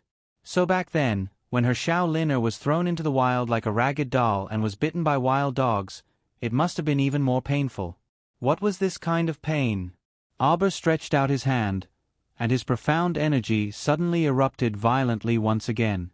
The snowflakes that had been circling around Wu Yenjin suddenly paused for a moment before shattering into pieces. The tiny snowflakes hit Wu Yenjin's skinny body. If it were only 1 or 2 snow particles, they wouldn't be able to harm Wu Yenjin at all. After all, she was a demonic cultivator who had fused with the sturdy body of a battleground bear. Her defense was naturally not to be underestimated. But right now, hundreds of billions of tiny snow particles were hitting Wu Yenjin's skin all of a sudden. Hundreds, thousands, and even tens of thousands of them hit every inch of her skin, instantly breaking through her defense. Everyone was dumbstruck and speechless as they watched Mother Jeanne being shot into a sieve in front of them. Countless tiny snow particles hit back and forth on her 4 limbs, smashing fiercely with whooshing sounds.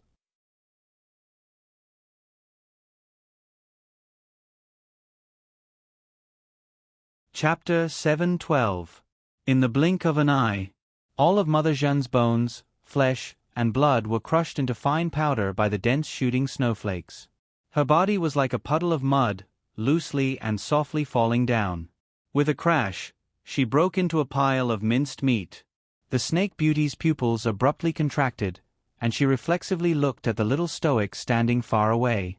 The little fellow's stoic little face was apathetic, cold, and solemn, completely devoid of any expression. Under the swirling snowflakes, the little girl in a plain pink dress was like a naturally formed sculpture in a world of ice and snow. The eyes of the merciless queen who controlled ice and snow contained endless desolation and loneliness.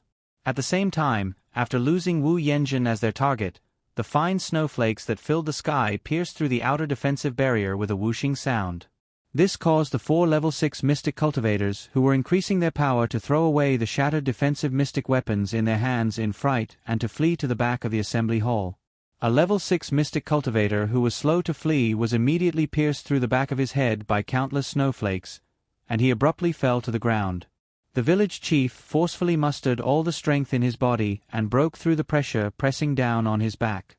Because of this, he even spat out a mouthful of old blood, and his furious expression also contorted. "Hurry!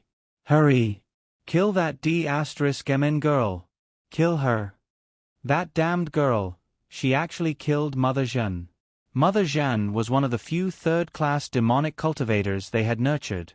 She was completely different from Jean Ji, that kind of mediocre second-class demonic cultivator. Previously, in order to let Mother Jeanne properly assimilate, they had expended a large amount of manpower and resources just to find that demonic beast, War Earth Bear. They had finally managed to nurture Mother Jeanne to a useful state, but now, she freaking died in the hands of an unknown little mystic cultivator. Even the village chief felt heartache at sacrificing a third-class demonic cultivator for no reason. After receiving the village chief's order, the demonic cultivators all rushed toward Arbor with crazed expressions on their faces. Emo Lien sneered.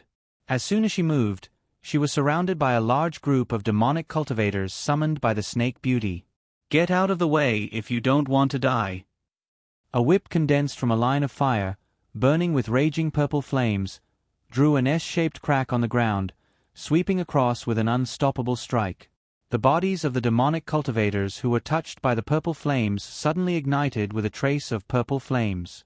As the purple flames burned more and more vigorously, the demonic cultivators screamed as they rapidly retreated. "A bunch of demons and monsters! How dare you block my path? Go to hell!"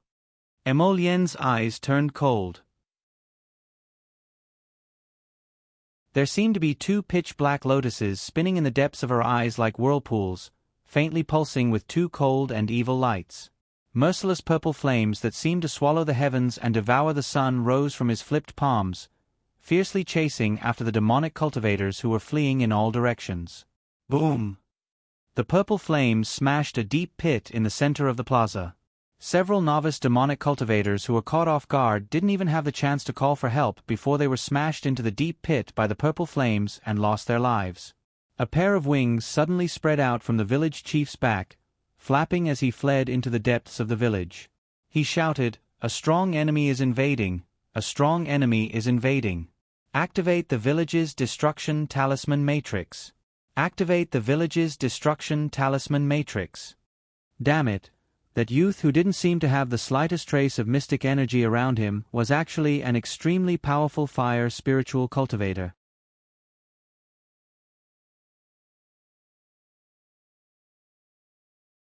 Chapter 7:13. At this time, a sharp whistle appeared in the sky above the village. The ground violently trembled from this whistle. Everyone was forced to sway their bodies, and they were practically unable to walk properly. The large grill collapsed, and the 3 figures wearing the grill fell heavily to the ground.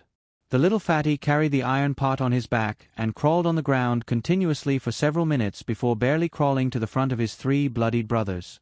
He bawled his eyes out and bawled his eyes out. Run! The ordinary crowd was in chaos. Taking advantage of the fact that the demonic cultivators couldn't even take care of themselves, they all scattered like birds and beasts. Run! Everyone pushed and shoved each other in panic as they rushed toward the village entrance. However, after the destruction talisman matrix was activated, the entire village's ground became rugged and uneven. A crack or two opened up on the swaying ground from time to time, swallowing up the frantically running people one by one. One of the demonic cultivators seemed to have fused with the leopard's speed as he shuttled through the crowd very quickly. When he saw a fissure in the ground, he jumped over it very vigorously and dodged the fissure. The corners of his mouth curled up into a satisfied smile. In the face of danger, everything was fake. Only by running faster than others could one obtain a slim chance of survival. However, while this smile was still hanging at the corners of his mouth, the enormous bamboo building in the marketplace came crashing down with its roots. A large bundle of bundled bamboo sticks, and bamboo tablets smashed into his back with a loud bang. That demonic cultivator's mind went blank. He didn't jump in time and was immediately sucked into the merciless crack, leaving behind a pitiful howl. Aba's figure flashed, and he blocked in front of that village chief who was flapping his wings, calling out, "Qingwan." He threw out several talismans in succession, and his entire body leaped up, landing steadily on Qingwan's back. Qingwan let out a shrill cry and spewed out a large mouthful of icy mist, which swept in the village chief's direction. The village chief was shocked, and he stared at Aba in disbelief as he roared, "You're not a level 6 mystic cultivator, you're not a level 6 mystic cultivator. You're making a fuss over nothing and made yourselves miss it. Confinement talisman. Open." Aba gazed coldly at the village chief and didn't answer his question. Instead, he used the confinement talisman right away. She wanted it. Capture them alive. 5 confinement talismans sealed village chief's escape route. Qingwan was above him, completely blocking village chief's escape route. The village chief's pupils constricted. As the invisible chains climbed up his body and tightly bound him, he let out a shrill cry. "Little girl, you've got guts. My master won't let you off. Don't even think about getting anything out of me." "Oh." Aba coldly spat out a word and threw out 2 more dictum talismans. "Tell me, who built this underground village?" Aba's voice was cold as if it had been fished out from the cold night. Ah. The village chief hammered his head hard, and his eyes instantly became bloodshot. Aba's heart skipped a beat. He knew something was wrong and retreated. The village chief screamed crazily, "Master will not let you off. Ahahaha." Abruptly, the village chief self-detonated, directly shattering those invisible confinement chains around him. Although Aba had long been on guard against this person, the force of the self-detonation at close range was truly too great, and she and Qingwan were abruptly slapped to the ground.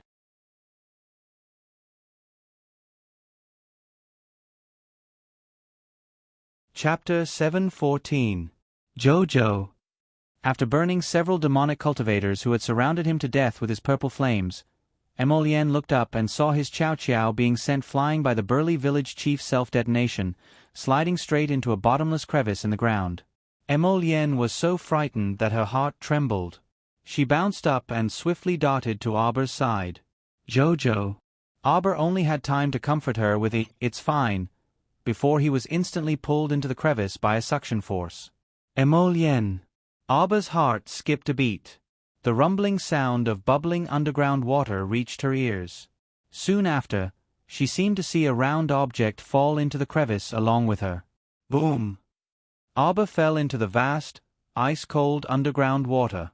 Following the surging underground water, he seemed to slide endlessly into the depths of the Earth's core. Jojo. Emolien swiftly chased after Aba with a few leaps. She turned around and coldly ordered Huifeng and the others, who were following closely behind, "Leave no one here alive." Without looking back, she directly jumped into the crevice with a bang. Emolien was also quickly swept down by the surging underground water. "Your Highness." Huifeng turned pale with fright. He turned around and said to his subordinates, You guys stay here and clean up." After saying that, he also jumped into the crevice after Emolien. The remaining several dozen nimble black-clothed youths immediately spread out and hunted down the demonic cultivators like wolves and tigers. The demonic cultivators were exhausted from running for their lives. How could they have expected that a small group of ominous stars would suddenly appear in the village and attack them without a second word? The ground kept shaking and cracking, and several demonic cultivators were sucked into the crevice due to a moment of carelessness. The youths of the Hidden Night Pavilion were carrying out a mechanical extermination in the dark night. On the other side, Arba, who had fallen into a crack in the ground and was flowing down along with the rumbling underground water, only felt a little uncomfortable from the resistance of the water flow. He couldn't help but circulate his mystic energy to protect his body. "Master, don't worry. These water currents won't hurt you. Try to merge with them instead of resisting them. Try it, Master." The water baby's soft and cute voice suddenly rang in her mind. "Assimilate?" The water baby's words gave Arba a hint of inspiration. She was originally an intelligent person and understood with just a hint. Immediately, she silently circulated her profound energy and tried to merge it with the surrounding water. In this way, she only felt that the water around her flowed happily. Clusters of water were like naughty elves, gently caressing her skin. The resistance quietly vanished. She was someone who had fused with her life essence water, so she should have a greater affinity with the water spirit than anyone else. The gushing water formed a circle around her body. Arba reached out a finger and lightly touched it. The ice-cold water flowed along her finger and unwittingly formed a transparent membrane around her body. This water membrane adhered closely to her body and freely shrunk and enlarged as she stretched and moved her limbs. This was a water spirit barrier, right? She had roughly glanced through the usage of the water spirit in the technique chapter of the Spirit Division record. However, she could only control 1 or 2 small streams at that time, so she didn't look at this technique in detail. Who would have thought that by chance, she would inexplicably have an epiphany in the rapids?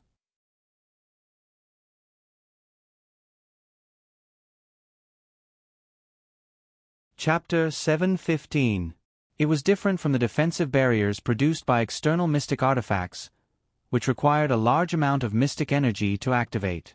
For example, in the assembly hall earlier, in order to expand the range of the defensive barrier, for mystic cultivators were required to use defensive mystic artifacts at the same time. The water spiritual barrier that Arba comprehended now didn't require the help of any external objects. As long as one had sufficient spiritual energy, the water spiritual barrier's range could be large or small, and it only required a little spiritual energy to maintain the barrier for a long time. Compared to a large-scale defensive barrier, this was naturally more flexible, and less energy-consuming. Of course, if one encountered someone as powerful as Emolien, then it didn't matter and didn't care about the energy consumption. The technique chapter also specifically stated that very few people could comprehend this kind of full-body defensive spiritual barrier. Most people could only achieve a localized defense, such as a spiritual shield, a spiritual wall, or a spiritual armor that could produce a spiritual energy bracer, chest, and helmet. However, the little fellow felt that producing a spiritual armor was more impressive. She was currently wrapped in a thin water membrane. No matter how she looked at it, it was strange.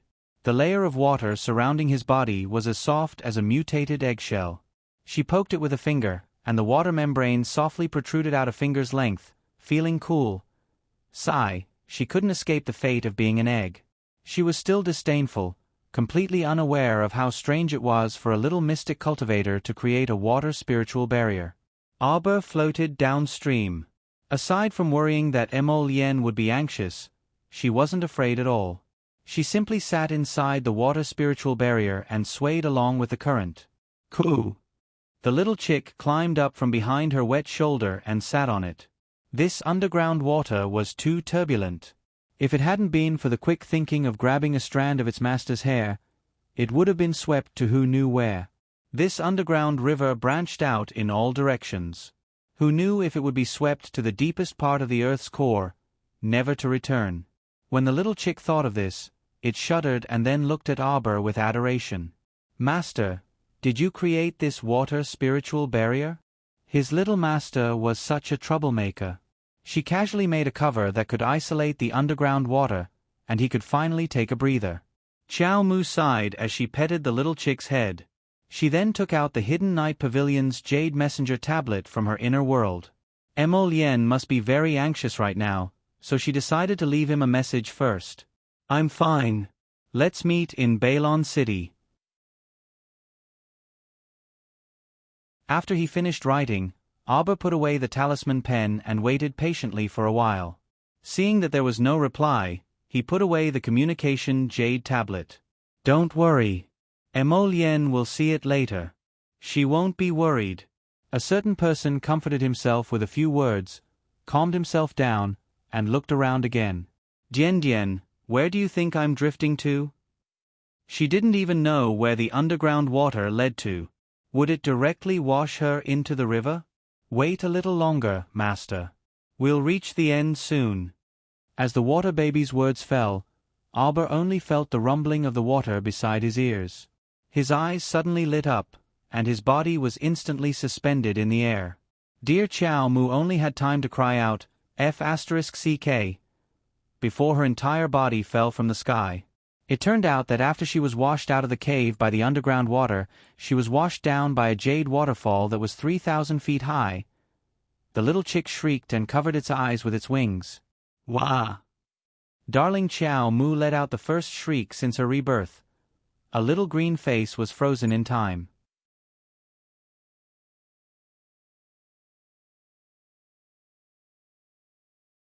Chapter 716.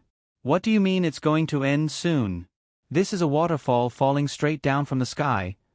Our dear Qiao Mu was wrapped in a soft water spirit barrier. Her small body was dizzy as she tumbled down, tumbling all the way down. If someone was watching at this moment, they would definitely think that she was very funny. The little fellow was like a small animal wrapped in a transparent softball. With one tumble, she was jolted by the waterfall and fell over head first. With another tumble, she righted herself again, her small hands and feet constantly swinging to maintain her balance. Arba was speechless. The waterfall was abnormally steep.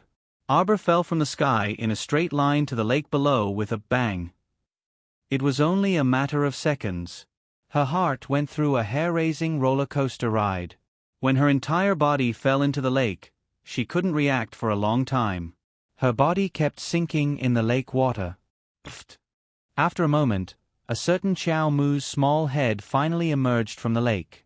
She spat out a bead of saliva and wiped her small face with her hand. Coo! The little chick lay on her messy bird's nest hair.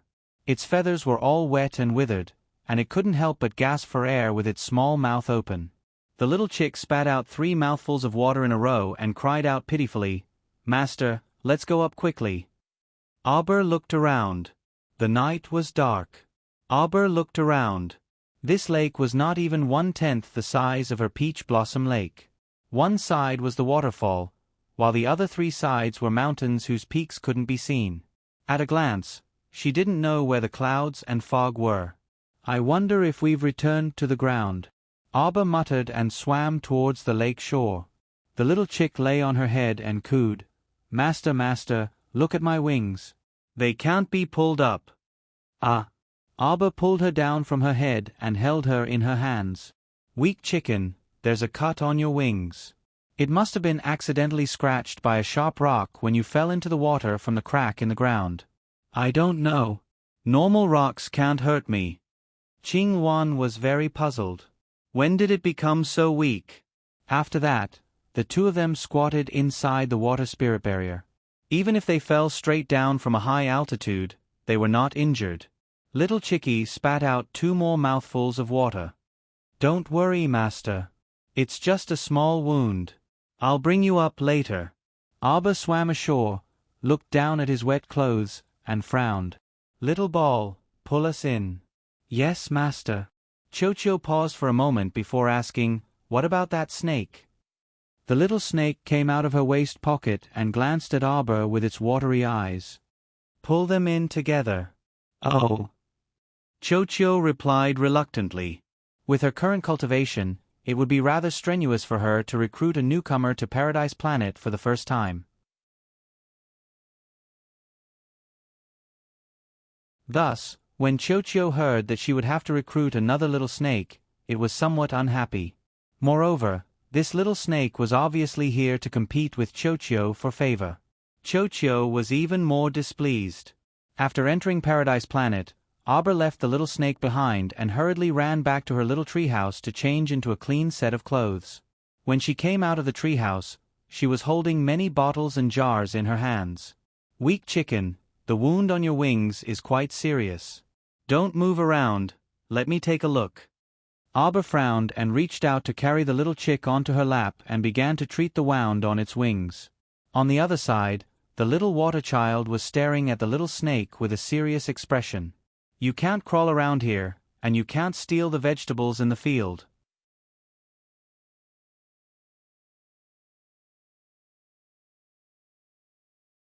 Chapter 717. Little cute snake and little water child looked at each other. Swaying its little snake tail, it slithered over to Arbor's feet. Suddenly, it fell limply onto the ground. The little snake's lively eyes swept over everything in Paradise Planet, its watery eyes containing a trace of pleasant surprise. "Wow, this place's mystic energy is so dense. I like it so much." Little water child immediately became alert. This scheming snake actually acted cute on the spot. How could this be? Luckily, Master was busy with the work in her hands and didn't have the time to care about this scheming snake. Umph. After Arbor finished cleaning the wound on Little Chick's wing, she suddenly made a sound of surprise. Little Chick stuck out its belly, and just as it was about to turn around, Arbor reached out and stopped it. "Wait. Don't move." Arbor reached out and gently pressed on its wing. "There seems to be a foreign object in your wing. Does it hurt?" "It doesn't hurt," Little Chick said muddle-headedly.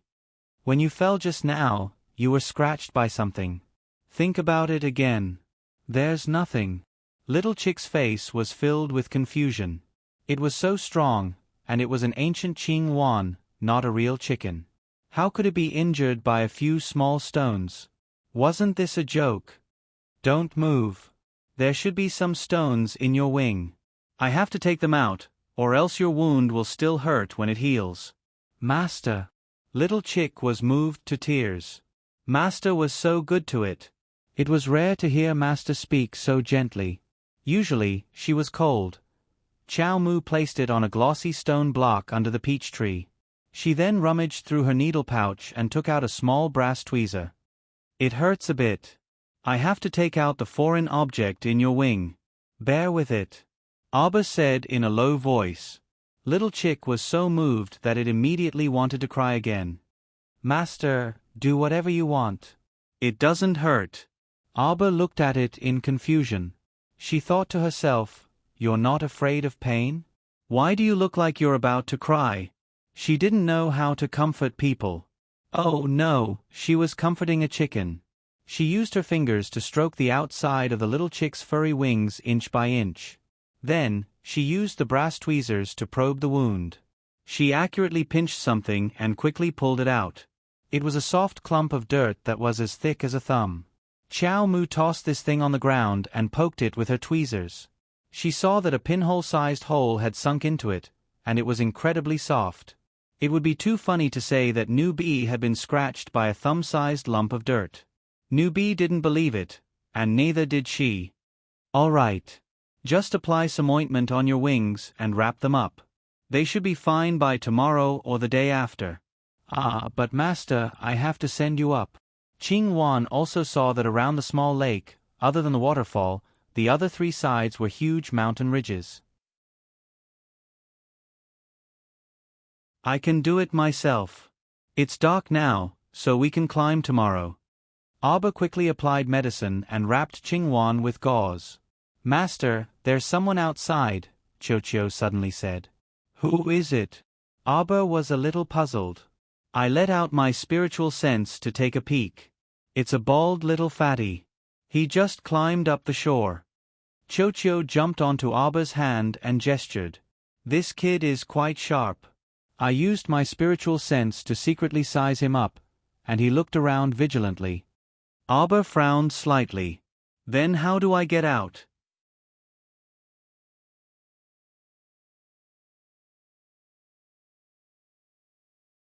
Chapter 7:18. If she were to appear openly, wouldn't it raise suspicions? After all, what would people think if a person jumped out of nowhere? She didn't want to expose the secret of Paradise Planet in front of strangers. Why don't we wait for the little fatty to climb up before going out? Chocho suggested. That's the only way. Arbor nodded. She got up, and just as she took a step, she felt that she stepped on a piece of rotten mud. Squeak. Chow Mu even inexplicably felt that the clump of dirt under her feet seemed to tremble slightly. She hurriedly lifted her little foot and rubbed it against the peach blossom tree next to her, rubbing that small piece of soft mud down and dropping it under the peach blossom tree. What the hell was that? Arbor deliberately squatted down and looked at it carefully for a while. It was just a small lump of mud that couldn't be more ordinary. Let's go to sleep first. We'll go out tomorrow morning and think of a way to climb the mountain. Ching Wan's wings were injured, so it was better to let it rest for 2 days first. She wasn't a particular person. It wasn't difficult for her to climb a mountain with her hands and feet. 1 big and 4 small, twisting their small bodies, all ran back to their small residences. Arbor naturally returned to the treehouse she built herself. The little water baby built a small nest under the tree. At this moment, seeing the little snake swimming over, it immediately glared at it. What are you doing? This place is where I'm lying. The little snake glanced at it and didn't pay attention to it at all. It twisted its small body and climbed up the tree trunk. It climbed all the way to the roof of the treehouse and found a place with luxuriant foliage to lie down there. Arbor returned to the treehouse and checked on the little white squirrel's condition again before falling asleep. However, she didn't know that Emolien had been feeling uneasy ever since the two of them separated. Now that he couldn't sense Arbor's aura at all, he suddenly felt that the sky was about to fall down. This feeling overlapped with a certain time 2 years ago, making him feel uncomfortable. In fact, after Emolien jumped into the fissure, she was separated from Arbor by the tributaries of the underground water veins. After Emolien emerged from a small pool, she discovered that she was already in the tent area outside the Bailon fortification. Under the night sky, the stars were bright. Although it was already late at night, there were many people in the tent area and it was noisy. It was impossible to calm down. By the time Feng Manyun was called over to examine the patient, it was almost late at night. When she walked out of the tent after washing her hands after seeing the patient, the sky was already filled with stars. Dr. Feng, is there really nothing wrong with the patient? Just now, he was making a big fuss and wanted to bite anyone he saw. He couldn't have mutated into a zombie, right? A deputy manager of the Shed district followed behind Feng Manyun. Zombie transformation. It's not like he's dead. Feng Manyun glided ahead as she swept the manager an indifferent glance. What problem can there be? You don't believe in my medical skills? A young maidservant who was following closely behind Feng Manyun was holding a medicine chest with her sleeves rolled up. Upon hearing this, she scoffed, "Deputy manager, you can set your mind at ease. Our miss is one of the top 50 physicians in Celestial Medicine Valley. If she says there's no problem, then there's naturally no problem." That's good, that's good. How could the deputy manager dare to offend this great god of Celestial Medicine Valley? He naturally lowered his head and bowed as he repeatedly flattered her respectfully. The main reason was that there were many people in the Shed district. If something happened and they couldn't control it, the consequences would be unthinkable. Suddenly, Feng Manyun paused in her footsteps, and her gaze fixated ahead. She saw a slender and elegant figure quickly walking past her. Under the illumination of the moon, the young sir was truly as elegant as jade, unparalleled in his elegance. Speaking of which, did you guys draw a prize?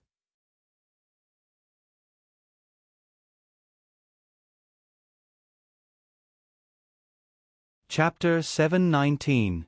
How's the little fatty doing now? The next day, Arbor woke up early, ate some porridge, and planned to leave Paradise Planet. Let's go, let's go. The little fatty is trying his best to climb up. He's been climbing for about half an hour. He should be far away by now. Chocho chuckled. Master, you can go out now. Okay. Arbor reached out and picked up the little white snake, and had Chochio send them out. She could only come out of Paradise Planet from where she entered, so she had to find a way to go up the mountain and take a look. It was already early in the morning. As soon as she walked out, she saw the small lake, which shimmered slightly under the morning dew. Arbor raised her head and looked at one of the mountain peaks. Just as she was about to take a breath and climb up, she suddenly heard a strange sound coming from the mountain peak. Following her line of sight, she saw something that looked like a meat bun rolling down the steep slope of the mountain peak. Seeing that, Arbor's eyes went blank. The bald little fatty rolled down from who knows where. He rolled, and he didn't have any defensive barrier on him. With a bang, he fell in front of Arbor with his butt facing the sky. Arbor couldn't help but twitch the corner of her mouth. She took a closer look and saw that the little fatty was in a daze from the fall. He was covered in cuts and bruises, and his entire person seemed to be in a daze as he lay on the ground for a long time. Only when Arbor couldn't help but cough lightly did he move his head slightly and look up. They saw that there were scars here and there on his chubby face. His face, which was originally like white flour, was now shaken by the rubble. This little fatty looked rather pitiful. "Why are you here?" The two couldn't help but ask in unison. The little fatty looked at Arbor with a confused expression, as if he didn't understand how a girl had appeared in the blink of an eye in a deserted place. Arbor didn't know that the bald little fatty Chochio was talking about was actually Zhang Yu. Could it be that when she fell into the crevice, she caught a glimpse of that round thing from the corner of her eye? Was this guy? Cough. Arbor looked up at the mountain peak in front of her with her hands behind her back. Zhang Yu quickly said, "Wait. I advise you to look for another mountain to climb." Xiao Mu turned her head to look at the bald little fatty in confusion. Zhang Yu said, "Sai, there's a row of strange people on this mountain peak. It wasn't easy for me to get up there, but they stopped me at the mountain entrance and forced me to answer their questions. I got it wrong, so they threw me down." Little Fatty thought that the young lady in front of him would definitely burst into laughter after hearing what he said. Who would have thought that the little girl would be expressionless and calm as if she had been paralyzed for 1,000 years? She only used a pair of black eyes to stare at him without blinking. Zhang Yu was a little embarrassed by her gaze, and he couldn't help but grin, revealing his white teeth. "Where's your pot?" "What pot?" Little Fatty didn't expect this girl to ask such a strange question, so he subconsciously followed up with a question. As soon as he answered, he knew that something was wrong. Sure enough, in the next second, the girl's hand glowed with a cold light, and a handful of shooting stars flew towards him, aiming for his upper, middle, and lower acupoints. F***CK. Little Fatty jumped in fright, and immediately dodged to the side nimbly. He cried out in alarm, "Oh my God, the little girl killed someone, the little girl killed someone." Arbor waved her hand, and Debao suddenly appeared.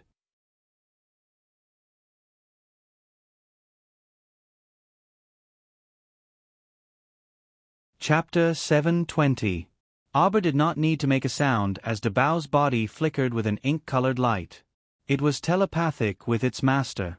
Debao did not need to hear Debao's order and immediately threw a punch at Debao's face. If Debao's punch landed, even if Debao did not die, Debao would be half dead. What a little fiend, little devil, little monster. Little Fatty teased as he quickly dodged to the side. Debao did not waste any time with him. Debao immediately tangled with Debao and threw a flurry of punches at him. Debao had been completely modified by Emolien. It now possessed the strength of a 5th-level body cultivator. Although it was just a mechanical puppet, its limbs were very flexible. It was almost no different from a real person. After Debao and Debao had exchanged more than 100 blows, Debao became more and more amazed at how talented the person who created this mechanical puppet was. If it were not for the metallic texture on Debao's face and body, Debao would have thought that it was a real person. Debao's moves were smooth. Its attacks and defenses were as smooth as flowing water. Debao did not even see Debao thinking. It could almost block his attacks in an instant. After such a fight, Debao's heart was bitter. He cursed in his heart. When he looked up, he saw that the little girl's nimble figure was already halfway up the mountain. F***ck. This girl is not a human. Dabao panicked and wanted to rush up the mountain. However, Dabao had already seen through his movements. Dabao jumped up a few steps behind him and reached out to grab his left shoulder. Get down. Dabao did a backflip and kicked Dabao. Dabao did not expect Dabao to rush over and take his kick. Dabao gave Dabao a bear hug and threw Dabao onto the mountain. Bam! Dabao felt that his doughy face was about to be crushed. He really wanted to turn around and give Dabao a big slap in the face. Is this the way you hug a man? Dabao and Dabao were still fighting at the foot of the mountain. Arbor had already climbed to the top of the mountain. She paused and suddenly activated an invisibility talisman on herself. Then, she calmly continued to climb up. When she was about 3 or 4 steps away from the peak, she suddenly saw a big red morning glory standing on the edge of the peak, facing the wind. Arbor stealthily made his way over. The big morning glory seemed to have sensed something and turned towards Arbor's hiding place. The big blooming morning glory spat out a continuous stream of poison. Then, as if a little puzzled, Venom gurgled back. There was no one. Hee, this damned little fatty, he still wanted to deceive her. He knew that there was definitely something extraordinary on this mountain peak. Just now, little fatty must have been caught off guard and was hit by the poisonous morning glory's venom. He had dodged in a hurry and rolled down the mountain peak.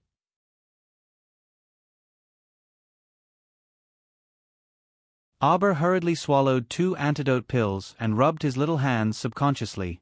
He excitedly touched the back of the morning glory and revealed 2 white little teeth to the morning glory. Chochio, did it take a lot of effort to bring it into Paradise Planet? Master, it doesn't take a lot of effort to collect plants. Chochio immediately extended 2 small branches and whipped the big morning glory with lightning speed. Dabao then effortlessly dragged it into Paradise Planet. You're tuning in to the Narrate and Escape YouTube channel. Don't forget to subscribe and join us on this journey to catch the most captivating stories.